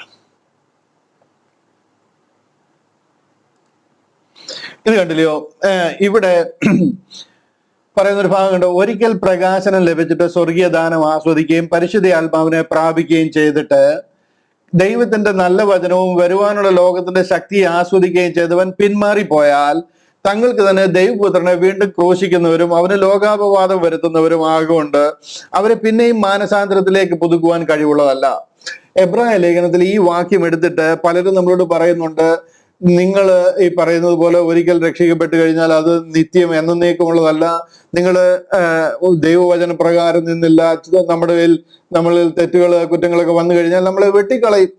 അതാണ് ഈ വാക്യത്തിൽ പറയുന്നത്. അതായത് ഒരിക്കൽ പ്രകാശനം ലഭിച്ചിട്ട് സ്വർഗീയ ദാനം ആസ്വദിക്കുകയും പരിശുദ്ധാത്മാവിനെ പ്രാപിക്കുകയും ചെയ്ത ആൾ ദൈവത്തിന്റെ നല്ല വചനവും വരുവാനുള്ള ലോകത്തിന്റെ ശക്തിയെ ആസ്വദിക്കുകയും ചെയ്തവർ പിന്മാറിപ്പോയാൽ. ഇവിടെ എന്താ സംഗതി? ഇതിനെയാണ് റൈറ്റ് ഡിവിഷൻ എന്ന് പറയുന്നത്. ഇത് എബ്രായ ലേഖനമാണ്. ഇത് നമ്മളോട് പറഞ്ഞിരിക്കുന്ന കാര്യമല്ല. ആക്ച്വലി നാം ഇവിടുന്ന് ചേർക്കപ്പെട്ടതിന് ശേഷം ആപ്ലിക്കബിൾ ആകാൻ പോകുന്ന പുസ്തകമാണ്. റാപ്ചറിൽ നാം ഇവിടുന്ന് ചേർക്കപ്പെട്ടതിന് ശേഷം, ഞാൻ അതിനാണ് നമ്മുടെ ആ ചാർട്ട് ഞാനൊന്ന് പ്രൊജക്ട് ചെയ്യാന്ന് വിചാരിച്ചത്. ഇത് കണ്ടില്ലേ, ഈ ചാർട്ട് നിങ്ങളൊന്ന് ശ്രദ്ധിക്കുക. നമ്മൾ ഇവിടുന്ന് പോയി കഴിയുമ്പോൾ, റാപ്ചർ നടന്നു കഴിയുമ്പോൾ റാപ്ചർ നടന്നു കഴിയുമ്പോൾ ഇവിടെയാണ് എബ്രായ ലേഖനം ആരംഭിക്കുന്നത്. ഈ ഭാഗത്ത് എബ്രായ ലേഖനം ആരംഭിക്കും. റാപ്ചർ ഇവിടെ നടക്കുകയാണ്. റാപ്ചറിൽ നമ്മൾ പോയി കഴിയുമ്പോൾ എബ്രായ ലേഖനം ആരംഭിക്കും. ഇവിടെ എതിർ ക്രിസ്തുവിന്റെ വാഴ്ച ആരംഭിക്കും. 666 നടക്കുന്ന സമയമാണ്. ഇവിടെ ഒരിക്കൽ പ്രകാശനം ലഭിച്ചിട്ട് സ്വർഗീയ ദാനം ആസ്വദിക്കുകയും, അതായത് ഇവിടെ ഒത്തിരി പേര് രക്ഷിക്കപ്പെടും ആ സമയത്ത്. ആന്റി ക്രൈസ്റ്റ്, അതായത് എതിർ ക്രിസ്തുവിന്റെ വാഴ്ച നടക്കുന്ന സമയമാണ്. ഇവിടെ ടാർഗറ്റ് ചെയ്ത്, യഹൂദനെ ടാർഗറ്റ് ചെയ്താണ് ആന്റി ക്രൈസ്റ്റ് കൂടുതലും പ്രവർത്തിക്കുന്നത്. കാര്യം അവരാണ് ദൈവജനം. ദൈവിക പദ്ധതി ഇവരിൽ കൂടാണ് ഇനി നിറവേറുന്നത്. ഭൂമിയെ വീണ്ടെടുത്ത് ഈ ഭൂമിയിൽ വാഴുന്ന ഒരു പദ്ധതി ഇവർക്കാ ദൈവം കൊടുത്തിരിക്കുന്നത്. നടക്കാൻ പോവുക ഇവരിൽ കൂടാ. ബാക്കിയുള്ള ജനമെല്ലാം ഓൾറെഡി അവന്റെ പൂണിയിൽ കിടക്കുന്നതാ. ദൈവജനം ഉണ്ടായിരുന്നവര് ഈ കൃപാ കാലഘട്ടത്തിൽ രക്ഷിക്കപ്പെട്ടു, റാപ്ചറിൽ ചേർക്കപ്പെട്ടു, സ്വർഗത്തിൽ ചേർന്നിരിക്കുക. ഇവിടുന്ന് സാത്താനെ അധികം വിദൂരമല്ലാത്ത ഭാവിയിൽ വെട്ടി ഭൂമിയിലേക്ക് ഇടും. എന്നാൽ ഇവിടെ ഓൾറെഡി എതിർ ക്രിസ്തുവിന്റെ വാഴ്ച ആരംഭിച്ചിരിക്കുക. എബ്രായ ലേഖനമൊക്കെ ഇവിടെയാണ് ആപ്ലിക്കബിൾ ആകുന്നത്. നമ്മളിപ്പോ വായിച്ചു കേട്ട ഭാഗം ഇവിടെ വരാൻ പോകുന്നത്. അതായത് ഒരിക്കൽ പ്രകാശനം ലഭിച്ചിട്ട് സ്വർഗീയദാനം ആസ്വദിക്കുകയും, അതായത് ദൈവവചനം മനസ്സിലാക്കി പരിശുദ്ധാത്മാവിനെ പ്രാപിച്ച് ദൈവത്തിന്റെ നല്ല വചനവും വരുവാനുള്ള ലോകം, അതായത് അവരുടെ ആ സ്വർഗരാജ്യത്തിലേക്ക് അതിന്റെ ശക്തി ആസ്വദിക്കുകയും ചെയ്തവർ, അതിലേക്ക് കടക്കാൻ പോകും. ആ ശക്തി അവർ ആസ്വദിക്കുകയും ചെയ്തവർ പിന്മാറിപ്പോയാൽ തങ്ങൾക്ക് തന്നെ ദൈവപുത്രനെ വീണ്ടും ക്രൂശിക്കുന്നവരും, അവിടെ വെച്ച് അവർ പിന്മാറിപ്പോയിട്ടുണ്ടെന്നുണ്ടെങ്കിൽ അവർ വീണ്ടും 666 അടിക്കും. അവർക്ക് ഭയങ്കര ടെംപ്ടേഷൻ ആ സമയത്തുണ്ടാകും. അവരെ ടാർഗറ്റ് ചെയ്ത് സാത്താൻ ഇവിടെ പ്രവർത്തിച്ചുകൊണ്ടിരിക്കുന്നത്. ഇതിലുള്ളതിലെ 2 പേരും വീണു പോകും. 1 രക്ഷിക്കപ്പെടത്തുള്ളൂ. 100 പേരെ എടുത്തു കഴിഞ്ഞാൽ 66 പേരും വീണു പോകും. അവരെ അതുപോലെ പരീക്ഷണത്തിൽ കൂടെ അവർ കടന്നു പോകുന്നത്. അതുകൊണ്ടാണ് പ്രാർത്ഥിക്കാൻ പഠിപ്പിച്ചപ്പോഴും കർത്താവ് ഇവിടെ വെച്ചാണ് ആ പ്രാർത്ഥനയൊക്കെ നടക്കുന്നത്. അതുകൊണ്ടാണ് പറയുന്നത്, പരീക്ഷയിലേക്ക് ഞങ്ങളെ പ്രവേശിപ്പിക്കരുതേ, അന്നത്തേക്കുള്ള ആഹാരം ഞങ്ങൾക്ക് തരണമേ, ദുഷ്ടനിൽ നിന്ന് ഞങ്ങളെ രക്ഷിക്കണേ എന്നൊക്കെ പറയുന്നത് സാത്താനിൽ നിന്ന് ഞങ്ങളെ രക്ഷിക്കണമേ എന്നാണ്. കാര്യം സാത്താന്റെ വാഴ്ചയും അധികാരവും ഇവിടെ നടക്കുന്ന സമയമാണ്. ഇവിടാണ് അവർ വീണു പോയിട്ടുണ്ടെന്നുണ്ടെങ്കിൽ അവർ കൈവിടപ്പെട്ടു പോകും. പക്ഷെ ഇതല്ല നമ്മുടെ വചനം, ഇതല്ല നമ്മുടെ വാഗ്ദത്തം. അവരോട് പറഞ്ഞിരിക്കുന്ന ഭാഗമായി എബ്രായ ലേഖനത്തിൽ ഈ എടുത്ത് കാണിക്കുന്ന ഈ ഭാഗം, നമ്മൾ ഒരിക്കൽ രക്ഷിക്കപ്പെട്ടു കഴിഞ്ഞാൽ പരിശുദ്ധ ആത്മാവിനാൽ മുദ്രയിടപ്പെട്ടിരിക്കുക. വീണ്ടെടുപ്പിന് നാൾ വരെ പരിശുദ്ധാത്മാവിനെ ദുഃഖിപ്പിക്കരുത്. ശരിയാണ്. കാര്യം ദുഃഖിപ്പിച്ചു കഴിഞ്ഞാൽ ഉടനെ പരിശുദ്ധാത്മാവ് വിട്ടേച്ചു പോകുകയല്ല. ദുഃഖിപ്പിക്കാത്ത ഒരു മനുഷ്യനെ പോലും ഈ ഉലകത്തിൽ നമുക്ക് കിട്ടത്തില്ല. കാര്യം ഒരു മഹാത്മാഗാന്ധിയെ നമുക്ക് ഈ ഉലകത്തിൽ കർത്താവ് പറയുന്ന ആ ഒരു സ്പെസിഫിക്കേഷൻ അനുസരിച്ച് ജീവിക്കുന്ന ഒരുത്തരെ നമുക്ക് കിട്ടത്തില്ല. അങ്ങനെ വിട്ടേച്ചു പോവുകയും തിരിച്ചു വരികയും വിട്ടേച്ചു പോവുകയും ചെയ്യുന്ന ഒരു ആത്മാവിനെ അല്ല നമ്മുടെ ഉള്ളിൽ തന്നിരിക്കുന്നത്. പരിശുദ്ധ ആത്മാവിനെ നമ്മൾ ദുഃഖിപ്പിക്കുന്ന സാഹചര്യം ഉണ്ടാകും. പക്ഷെ അങ്ങനെ ചെയ്യരുത് എന്ന് പറയുക. അതിന്റെ അർത്ഥം നമ്മളെ വിട്ടേച്ചു പോയി എന്നല്ല. ഇവിടെ എന്ന് പറഞ്ഞു കഴിഞ്ഞാൽ ഇവര് എൻഡ്യൂറത്ത് ടിൽ ദ എൻഡ് എന്ന് അവരോട് പറഞ്ഞത്. അന്ത്യം വരെയും പിടിച്ചു നിൽക്കണം. അവസാനത്തെ ശ്വാസം വരെ പിടിച്ചു നിൽക്കണം. അതാണ് അവരും നമ്മളും തമ്മിലുള്ള രക്ഷയുടെ ബന്ധത്തിലുള്ള വ്യത്യാസം എന്ന് പറയുന്നത്. യഹൂദന്റെ ആ രക്ഷാപദ്ധതിയും നമ്മുടെ രക്ഷാപദ്ധതിയും, യഹൂദന് രക്ഷപ്പെടണമെന്നുണ്ടെങ്കിൽ അവന്റെ ക്ഷമയുടെ നെല്ലിപ്പലക കാണുന്നത് വരെ അവൻ പിടിച്ചു നിൽക്കേണ്ടതായിട്ട് വരും. നമുക്കിന്ന് കൃപാ കാലഘട്ടം എന്ന് പറഞ്ഞാൽ കൃപയാൽ വിശ്വാസം മൂലം ഈ ബൈബിൾ ക്ലാസ്സിൽ നമ്മൾ രക്ഷപ്പെടുക. ഇവിടെ രക്ഷപ്പെട്ടു കഴിഞ്ഞാൽ പരിശുദ്ധാത്മാവിനാൽ മുദ്രയിടുക. മുദ്രയിട്ട് കഴിഞ്ഞാൽ വീണ്ടെടുപ്പിന് നാൾ വരെ നാം സ്വർഗത്തിൽ ചെല്ലും എന്നുള്ള അഷുറൻസ് ആണ് നമുക്ക് ലഭിക്കുന്നത്. ഇതിനെ ആ കൃപായുഗം എന്ന് പറയുന്നത്. ഹല്ലേലൂയ. ഞാനിന്ന് ഇവിടെ നിർത്തുകയാണ്. 9-ാം അധ്യായം അതിന്റെ 11 വരെയുള്ള വാക്യങ്ങൾ നമ്മൾ വായിച്ചുവെങ്കിലും അതിന്റെ വിവരണവും അതിന്റെ എക്സ്പ്ലനേഷനും ഒക്കെ ഞാൻ അടുത്ത ബൈബിൾ ക്ലാസ്സിൽ അടുത്ത ക്ലാസ്സിൽ അത് പറഞ്ഞു തീർക്കുവാനായിട്ട് ശ്രമിക്കാം. ഇതിന്റെ ഒരു ബാക്ക്ഗ്രൗണ്ട് സെറ്റ് ചെയ്യുവാൻ കഴിഞ്ഞു എന്ന് ഞാൻ വിശ്വസിക്കുന്നു. ഈ 9, 10, 11 അധ്യായങ്ങൾ എന്തിന് ഈ റോമാലേഖനം ഇതിനിടയിൽ ഇങ്ങനെ ഈ വിഷയങ്ങളിലൂടെ പറഞ്ഞിരിക്കുന്നു എന്നുള്ളതിനെ കുറിച്ച് അടുത്ത ദിവസം നമുക്ക് കൂടുതലായിട്ട് ചിന്തിക്കാം. ദൈവം നമ്മളെ അത് അനുഗ്രഹത്തിന് കാരണമാകട്ടെ. നമ്മുടെ വിളിയും തിരഞ്ഞെടുപ്പ് ഏറ്റവും ഉറപ്പാക്കുവാൻ അത് കാരണമാകട്ടെ. ഒരു ആത്മീക ഇസ്രായേലിന്റെ ഭാഗമല്ല നമ്മൾ. കൃപയാൽ വിശ്വാസം മൂലം രക്ഷിക്കപ്പെട്ടിരിക്കുന്നവരാണ് എന്നുള്ള ഒരു ദൃഢ നിശ്ചയവും ധൈര്യവും നമ്മുടെ ഉള്ളിൽ ഉറയ്ക്കുവാൻ ഈ പഠനം സഹായിക്കട്ടെ എന്ന് പ്രാർത്ഥിച്ചുകൊണ്ട് വാക്കുകൾക്ക് വിരാമം കുറിക്കുന്നു. കർത്താവിന്റെ കൃപ നമ്മോട് കൂടെ ഇരിക്കുമാറാകട്ടെ.